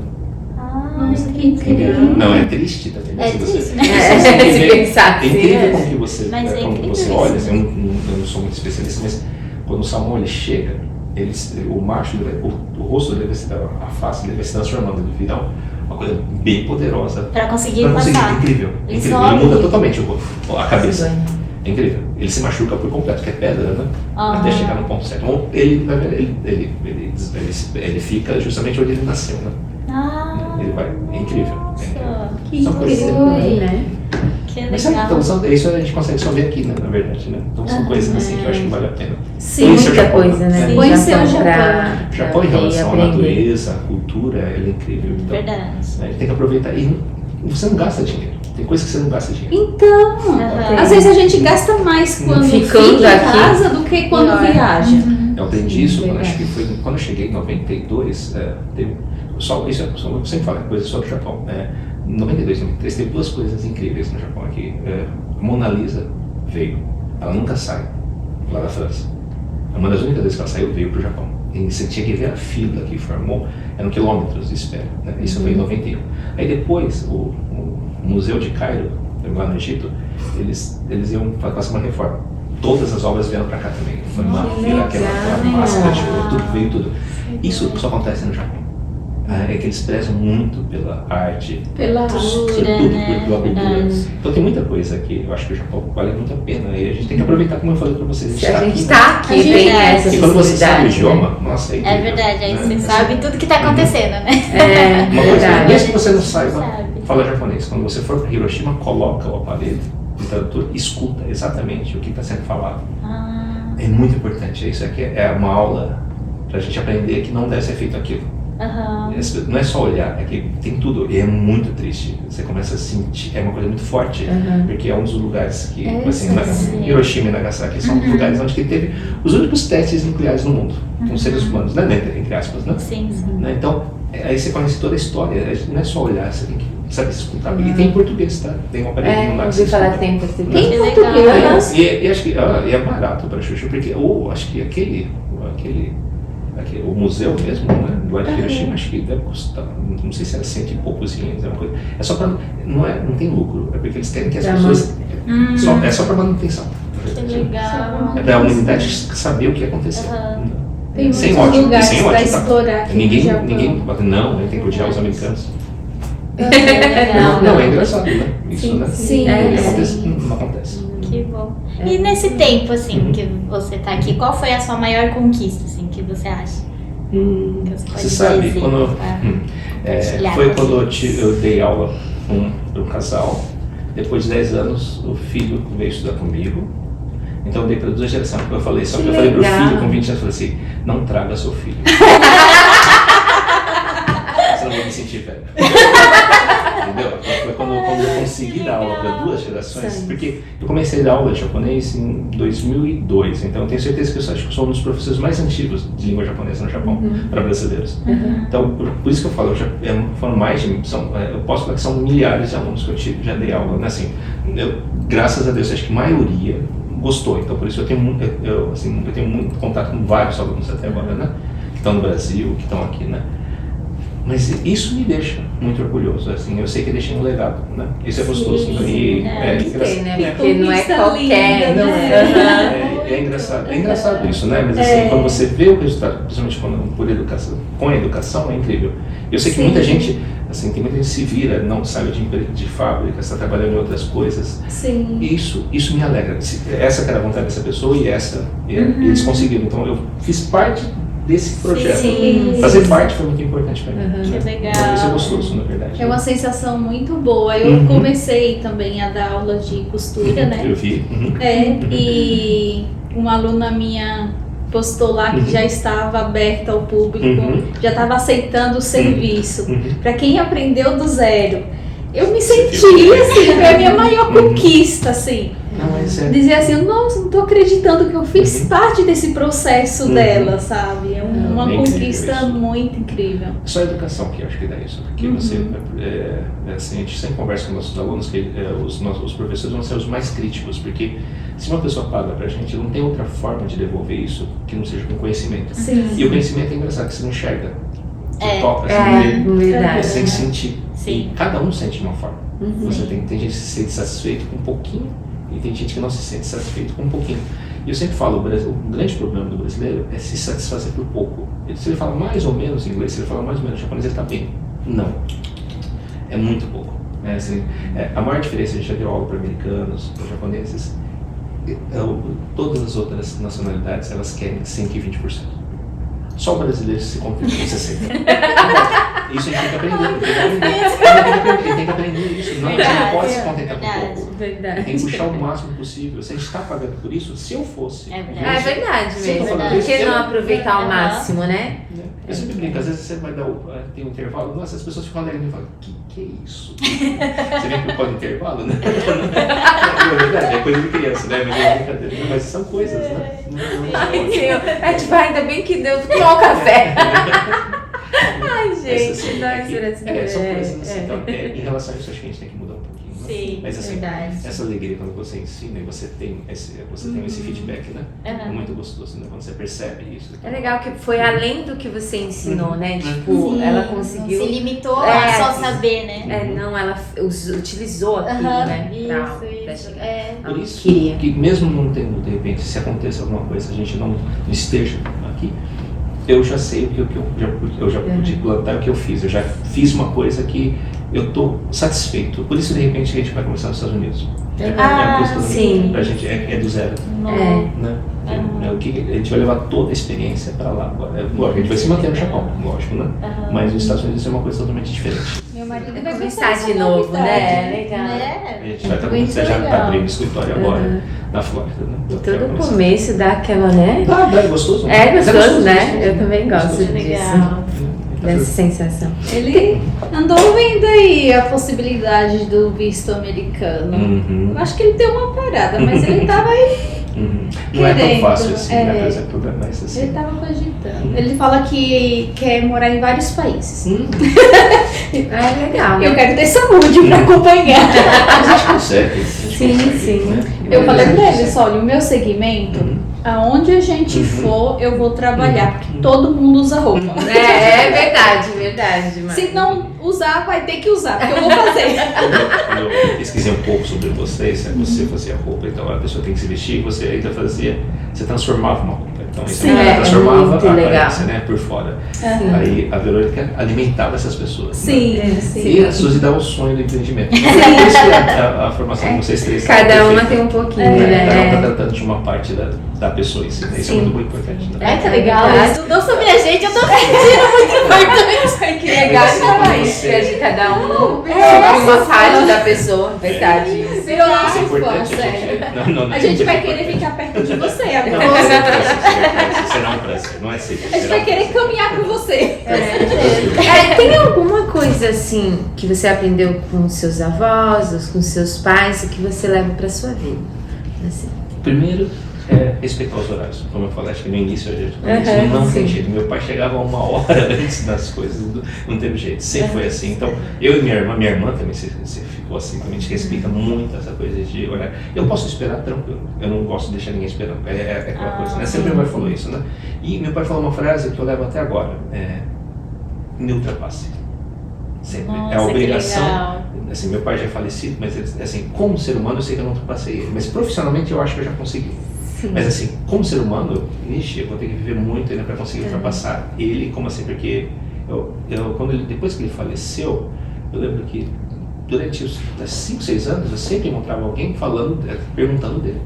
É bem incrível. Então eu percebi o quanto ele era grande, né? A gente não percebe isso, né? Às vezes, não, só depois, perto, né? Que daí então, a gente... meu pai sempre me ensinou, sempre me ultrapasse. Porque quando você me ultrapassar, quer dizer que eu fiz as coisas certas. Verdade, né? Isso eu vou tentar sempre. Não é assim, não é rebaixar o meu pai, pelo contrário, é dar valor ao que ele me ensinou. Sim, então, verdade. É isso que eu vou tentar sempre, na verdade. Isso acho que o maior ensinamento que eu tive deles, na verdade, né? Que legal. Né? Eu levo isso agora, eu tenho que passar por eu não sou casado, mas assim, meus sobrinhos, né? Eu passo para meus sobrinhos também. Né? Você em 2 irmãos? Eu tenho uma irmã que está no Brasil, né? E tenho 2 sobrinhos também, já são formados, né? Graças a Deus. Bem, né? Você não casou por opção ou a alma gêmea não apareceu? Eu faço os dois, não é por opção, mas assim, é que eu acho que eu vivi de uma forma tão intensa, egoísta, na minha vida, assim, pensando no que eu queria, que eu tive a satisfação de me satisfazer comigo mesmo, de repente, entre aspas. Não é engraçado, né? Você começa a ficar egoísta com isso, né? Então, de repente eu não tenho aberto um espaço para alguém entrar. E assim, porque quando você chega a um certo nível, que parece que atrapalha só. É engraçado, isso é egoísmo, tá? Isso eu sei muito bem, né? Mas assim, o meu maior sonho, na verdade, isso é um sonho, né? É um sonho. Eu vou falar sonho porque ainda falta algumas coisas. Para que consiga, mas é ter um filho. Então, eu vou adotar um filho, isso daí tá certo, minha família já sabe, eu vou adotar um filho. Que legal. Isso no Brasil. Aqui não pode, né? Então, no Brasil você pode adotar solteiro, né? Aqui não pode solteiro. Como estrangeiro já seria impossível. Já começa daí. Já. Mas e trazer também é difícil, não é? Assim? Quando vamos dizer, você adota no Brasil, você trazer pra cá... mas aí com a certidão de nascimento vai estar no meu nome, já não tem mais problema. Né? Filho, né? Filho, né? Não, porque uma vez... Mas eu não acho que... Eu não imagino, se eu tiver um filho, eu não vou criá-lo no Japão. Sério? Por isso que eu preciso ter toda a base no Brasil também. Então, a minha intenção, na verdade, é que agora eu fico 2 meses no Brasil, 10 aqui. A minha intenção é inverter. Na verdade, ficar menos no Japão, não é abandonar o Japão, porque o Japão me deu tudo na minha vida. Né? Só que eu gostaria de dar mais tempo, porque são 31 anos que eu convivo com a minha família. A minha mãe, minha irmã, meus sobrinhos. Né? Então, é uma coisa que eu acho que foi muito egoísmo da minha parte. Então, eu quero estar mais perto deles e também quero ficar perto dos Estados Unidos, porque a gente vai começar os Estados Unidos. Por isso o Brasil fica muito mais perto. Quer dizer, os Estados Unidos está no meio, né? Por isso vai ficar mais tranquilo, né? Mas esse aqui é o meu objetivo, vai ficar muito mais tempo assim, entre esses países, né? Esse é o objetivo, mas esse é um objetivo. Se eu conseguir cumprir esse objetivo, eu consigo cumprir o meu sonho, que é ter filho. Né? Aí sim. Né? Aí é uma coisa que já que acho que tem tanta coisa que eu posso passar que eu imagino que seria um desperdício eu não passar isso. Eu já passo como professor. Só que eu gostaria de passar por uma pessoa em especial, entendeu? Sim. Né? Seria incrível, né? Essa que é a minha vontade. Minha irmã também, minha mãe, tá todo mundo de acordo. Então, que legal. Essa eu ensino para todos os pais, porque eu não posso ser um pai, né? Sim. Porque não aceitar com tanta criança, né? Precisando. Verdade. Mas são coisas assim, né? Pra gente que está começando agora esse novo desafio, para quem está tentando empreender, com um conselho de uma pessoa veterana no mundo dos negócios, um empresário de sucesso, né? Deixaria pra gente. Nunca se satisfazer por pouco, então o máximo de conhecimento que vocês podem acumular, tentem acumular, e não ter medo de mudanças. Saiam da zona de conforto toda hora, porque quando a gente se acostuma a sair da zona de conforto, em qualquer momento, se acontecer qualquer coisa, a gente se vira. Não tem problema nenhum. Né? Às vezes você tem um sonho, assim, eu sempre falo que sonhar, assim, por exemplo, vou repassar uma pergunta para vocês. Eu vou falar de uma forma que eu imagino, né? Mas se eu perguntar para vocês, qual que é a diferença de sonho e objetivo para vocês? Qual que seria? Para mim, o objetivo é algo que você coloca no papel e eu vou concretizar, dar uma data, enfim, cria uma estrutura para o sonho, fica só pensamento lá quando você dorme. Ou quando você fica sonhando, mas não acha para aquilo acontecer. Né? Quando tipo, eu quero tanto viajar para tal lugar, mas eu não movo nada, eu não faço nada para aquilo realizar, né? Daí eu acho que é sonho. Eu já defino sonho como algo impossível. Sério? Nossa! Então, uma coisa que é possível pra mim é um objetivo. Mas uma coisa que pra mim, dentro do meu limite, é impossível, é um sonho. É uma coisa como se fosse imaginária. Vou ser bem teórico, tá? Tem uma explicação que eles falam assim, quando é objetivo, você tem que ter planejamento e data, prazo. Por exemplo, tem que fazer um planejamento com uma data certa. Por exemplo, eu sempre falo que o sonho da Copa do Mundo foi um sonho. Foi verdade. As obras estão lá. Mas é um sonho. Tá? Mas assim, parece que o sonho, a gente fica, como você nos coloca impossível, parece uma coisa meio negativa, né? O sonho não é negativo. Eu sempre falo, se for para sonhar com um Fusca, sonha com uma Ferrari. De repente você não consiga a Ferrari, mas você consegue uma BMW. Tá melhor que o Fusca. Sim. Só que o sonho, eu sempre falo, é uma coisa muito importante, porque a gente acha negativo. A gente não pode viver no mundo dos sonhos, mas a gente tem que sonhar muito porque é o que limita a gente. Por isso que você fala que é impossível, não. Então, tira a impossibilidade, essa impossibilidade e coloca como uma coisa que é o seu limite. Se você sonha em ser presidente da República, não tem problema nenhum. Você pode sonhar porque é o seu limite. O que limita o ser humano é o sonho. Então a gente tem que sonhar muito. Nossa, sonhar muito alto. Gente, sonhar. Só que aí o sonho, depois a partir de um tempo, ele começa a se transformar em objetivo. Aí você começa a planejar e colocar um prazo para isso. Aí começa a se tornar realidade. Eu acho que é muito importante. Mas assim, os dois são importantes. Porque a gente aqui, as três, já sonhou ter um avião das zonas. Nós somos. Sonhamos bastante. Se nós não chegar no avião, pelo menos a gente vai chegar no... Não, eu pensei no helicóptero, num jatinho menor. Gente. Assim, eu vou levar como exemplo de uma pessoa que eu conheci, né, que é o Carlos Wizard, né, que eu tive a oportunidade de conhecer pessoalmente. Eu li o livro dele, muito bom. Um bilionário no Brasil, né? Em 2015, 2016, quando ele vendeu a Wizard, a franquia, porque ele vendeu o grupo Multi, na verdade, foi 1 bilhão. Foi uma maior negociação que teve, e foi só 78% das ações. Tá? Caraca. Mas vamos pensar, um jogador de futebol ser milionário é normal, né? Você vê vários exemplos no mundo. Vocês viram um professor de inglês ser milionário? Bilionário? Nunca vi. Ele foi o primeiro, desculpa. Ele foi incrível ensinando. Verdade. Então ele mostrou que ele não tem limite. Não tem limite. Eu acredito nisso no mundo da costura. Não.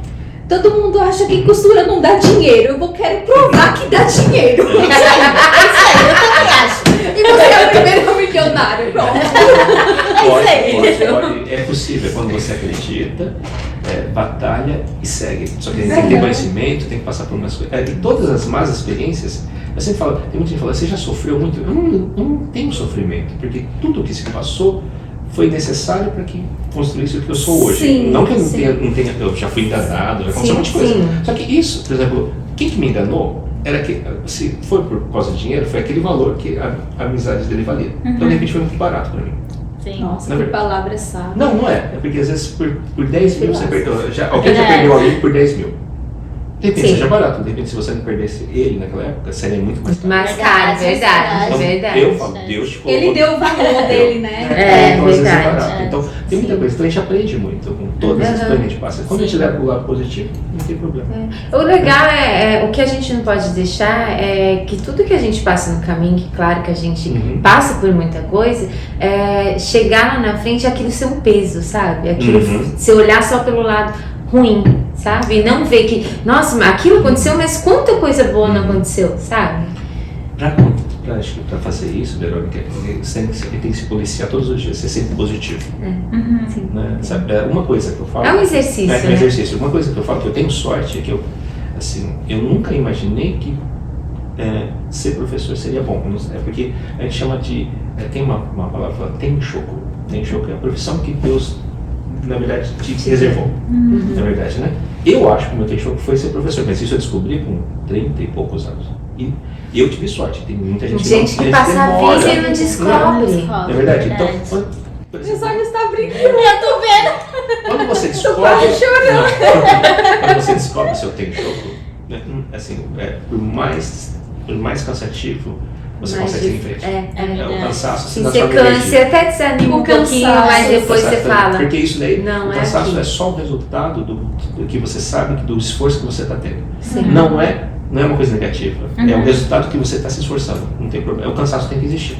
Sim. Você não quer dizer que se você não se cansou, você não deu todo o seu, toda a sua energia, né? Então por isso, então é importante, isso é muito importante, né? Então é o que eu sempre falo para os meus alunos, para as pessoas que eu conheço, você tem que fazer várias coisas que você não gosta para encontrar o seu tension, o que você gosta, porque parece meio esquisito, mas assim, tem gente que fala que é meio uma utopia, mas assim, quando um trabalho se torna um hobby, tá certo? Porque o dinheiro, na verdade, é só um resultado. Sim. Quando você acorda todos os dias alegre, seguindo o que você faz, não tem como estar errado. Desculpa, porque você pode até errar naquele momento, depende não de financeiramente, mas você está acumulando conhecimento para depois abrir uma coisa muito maior. Pensa dessa forma, sempre. E quando eu acho que você faz mesmo o que você quer, é claro que dinheiro é importante, sabe? Sim, ele é essencial, mas tipo assim, mas o que te dá prazer nem é ele, sabe? É o processo, é o que você está fazendo, é o caminho ali que é, né? Lembra que a gente falou de objetivo? Alcançar um objetivo não é importante. Antes de alcançar o objetivo, você tem que ter outro objetivo. Eu sempre dou exemplo de um medalhista olímpico que consegue medalha de ouro. É muito difícil ter uma pessoa que ganha 2 medalhas de ouro, na verdade, em 2 Olimpíadas, porque deve ser fazer isso 8 anos, deve ser uma coisa incrível. Por isso que a gente tem que, né? Mas assim, quando você consegue para alcançar um objetivo, já pensa em outro. Sim, né? Tem que sempre estar assim, né? Que é gostoso. Porque senão o problema é quando você alcança um objetivo e você não tem nada, aí você fica, nossa, o que eu vou fazer? Cheguei, acabou, né? Tipo, sempre tem que ter mesmo. Sempre em frente, sempre positivo, porque aí não tem problema. Sim. A gente já tá quase indo pro final, né? Como você é uma pessoa que explora muito o Japão, tá sempre passeando, eu preparei uma lembrancinha pra você. Muito obrigado. Eu não mas precisava, tá? Mas não é igual uma lembrancinha qualquer, porque eu fiz hoje mesmo. Nossa, até eu tô curiosa, eu quero ver. Especialmente. Vou abrir. Eu fiz especialmente pra você. Você sabe que, assim, presente, quando a gente coloca um valor, ele não tem valor. Na verdade, presente é o que não tem valor, né? Na verdade, a gente não consegue. Olha que bonito. Você sabe que eu adoro coisa, eu tenho um monte de bolsa dentro da minha bolsa, tá? Obrigado. Que legal. Tá? Você que fez, né? Eu que fiz. Vou usar com todo carinho. Obrigada. Muito obrigado, mano.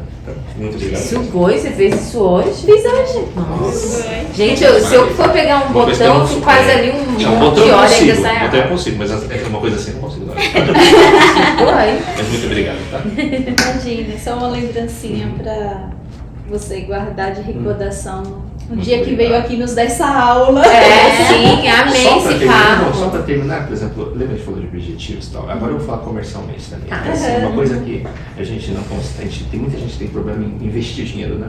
Às vezes, né? Eu sei que tem muita gente que investe e tal.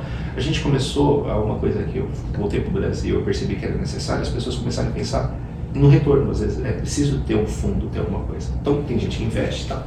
Só que eu nunca estudei sobre investimento, então para mim é muito difícil, no meu caso, né? Tá? É engraçado que eu não consigo fazer nada, né, sobre isso, né? Eu teria que ter alguém para fazer isso por mim. Só que com meu cunhado trabalha na Porto Seguro de consórcios. Aí eu percebi que às vezes eu estou precisando de dinheiro, às vezes para abrir uma coisa, eu consigo abrir um consórcio daqui para dar do lá, já fazer todo esse projeto. De repente, quando às vezes é o dinheiro que é importante, às vezes a gente tem esse dinheiro. Então tem várias formas. A gente trouxe isso de uma forma mais segura também. Então a gente está oferecendo, na verdade. Consórcio? É o consórcio, porque não existe. Que legal! E o consórcio, a diferença do consórcio e financiamento, porque financiamento você coloca já os juros desde o início. Né? É muito mais caro. O consórcio não.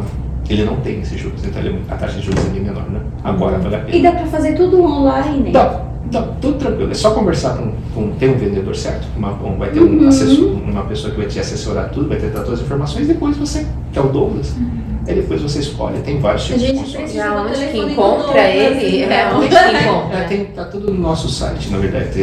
Tá na minha página, do Face, é Célio Nakahara, no Instagram também, né?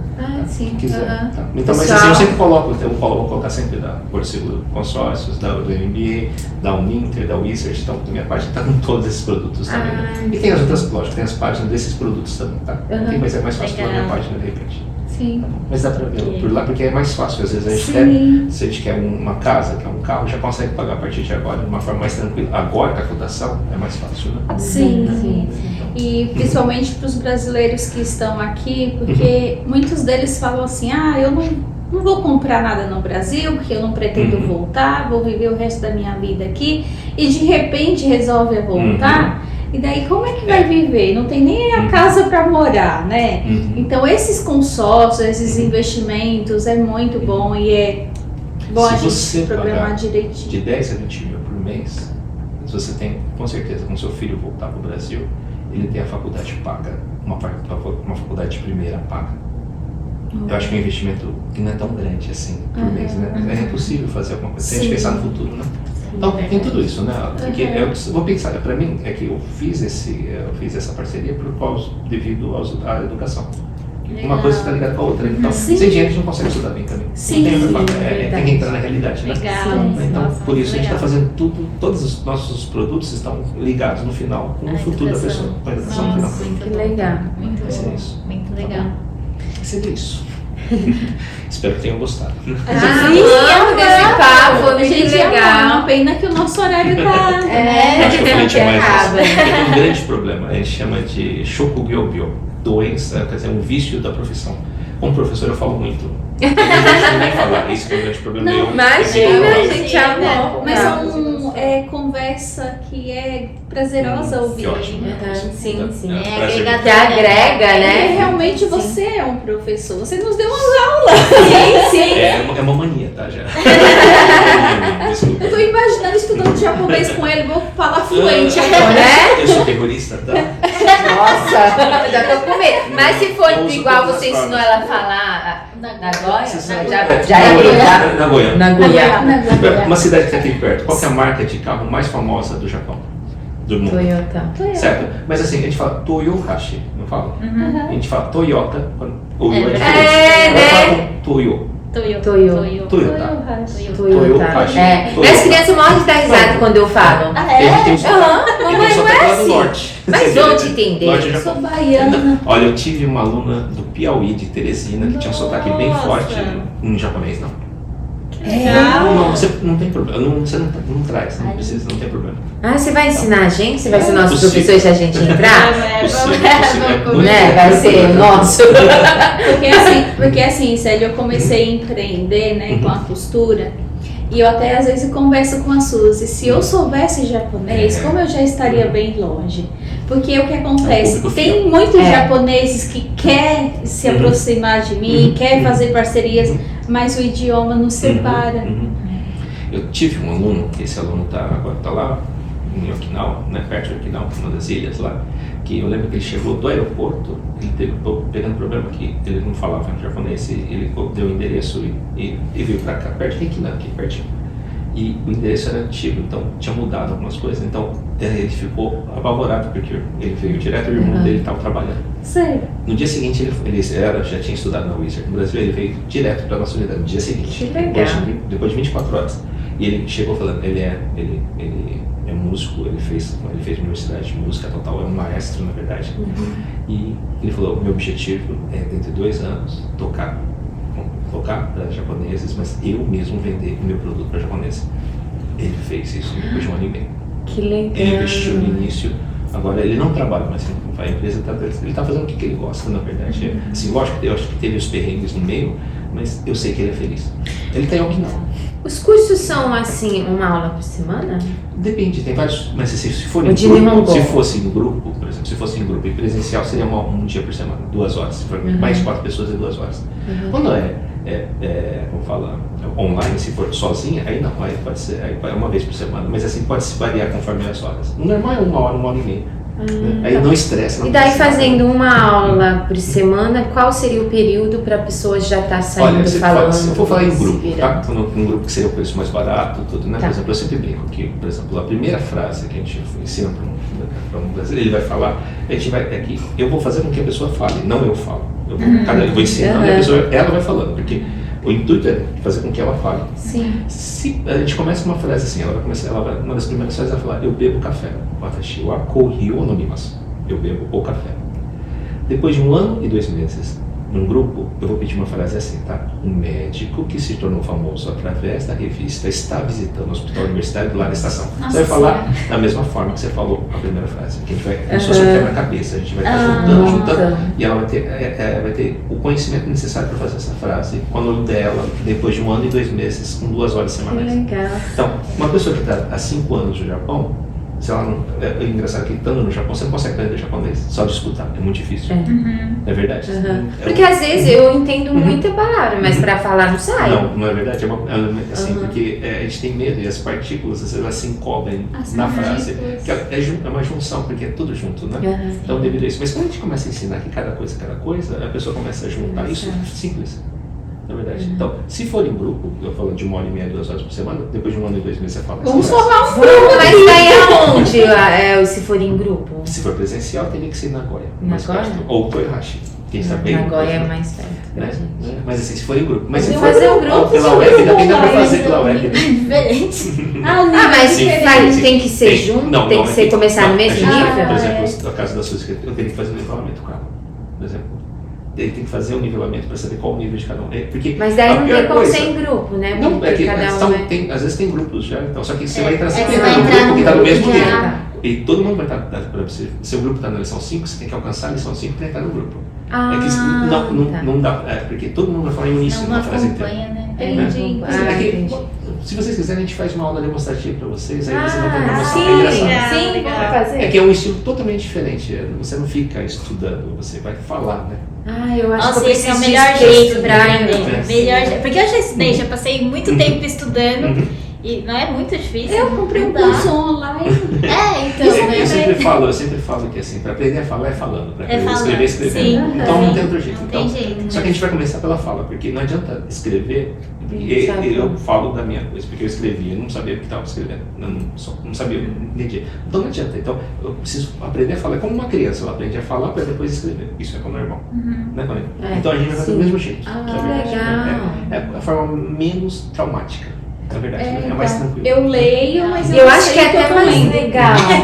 Tô bem assim também. Eu leio, mas eu sei o que eu leio. Não adianta, né? Eu acho que se você aprende a falar, daí você se empolga a querer ler e escrever também, né? Agora, quando você começa a ler e escrever, é tão difícil. Você não sabe. É que a gente no curso não é só ensinar a língua japonesa, a gente ensina a etiqueta e a cultura. Que legal. Que legal! Se isso não acoplar isso junto, é verdade. Você pode, por exemplo, como que é você na língua japonesa? Vocês falam toda hora. Você, como eu falo, você, tal. Certo? Isso está em todos os livros de gramática, não está?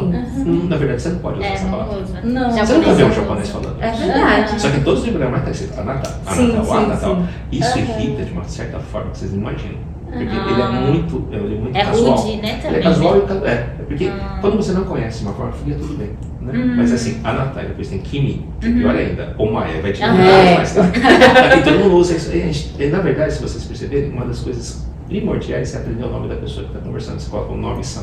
E eles aprendem, mesmo que seja um nome estrangeiro, ele fala. Sim. E você às vezes pensa que o seu kachô é kachô, pro resto da vida. Às vezes é só o cargo, né? Você não sabe se é Suzuki, Setanaka, se é uma moto kachô. É verdade. Então, eu mesmo nunca sabia. Não importa o nome, é Rida. Né? Então, isso, a gente tem que aprender os nomes das pessoas, né? Esse é o primeiro ato de respeito que a gente tem. E eles têm isso com a gente. E é gostoso, né? Quando eu sou péssima pra guardar nome, mas eu fico feliz quando eu vou em algum lugar, a pessoa me chama pelo meu nome. É gostoso, né? É gostoso. A primeira lei de vendas, né? Com certeza. Sim. Nossa, eu abri a porta ali e ia me apresentar ele, Mari. Nós chegamos, ele já falou nós. Pelo nome deu nossa. Eu não sou um vendedor, eu não sou um grande vendedor, eu posso falar isso com certeza. Mas eu aprendi com grandes vendedores, né? Tem que ser total das pessoas, isso é importante. Muito bom. Verdade. Gente, vamos indo porque... Vamos encerrar então, o papo tá muito bom, gente. Nós deve ficar às vezes. Fica aqui até... Sério, o seu endereço lá no Instagram? Célio Nakahara junto. No Facebook também, Também né? Célio Você tem Nakahara. canal no YouTube? Não tem, né? Sobre cultura, eu faço postagem de cultura, tá? Que legal. Ultimamente eu tenho feito porque eu estava no Brasil, mas tem muita coisa de cultura que tá dentro da minha faixa. Legal, gente, então vamos seguir o Céu. Ele tem muito a nos ensinar. Muito obrigado, vocês também, né? Então, tá seguindo também. E a gente agradece por ter aceitado, né, nosso convite. Muito obrigado pelo convite. Tá? Obrigada. Com certeza vai inspirar muitas pessoas. Sim. E a gente agradece aí e até a próxima. Seguem a gente. Até mais. Curte o vídeo. Tchau. Tchau.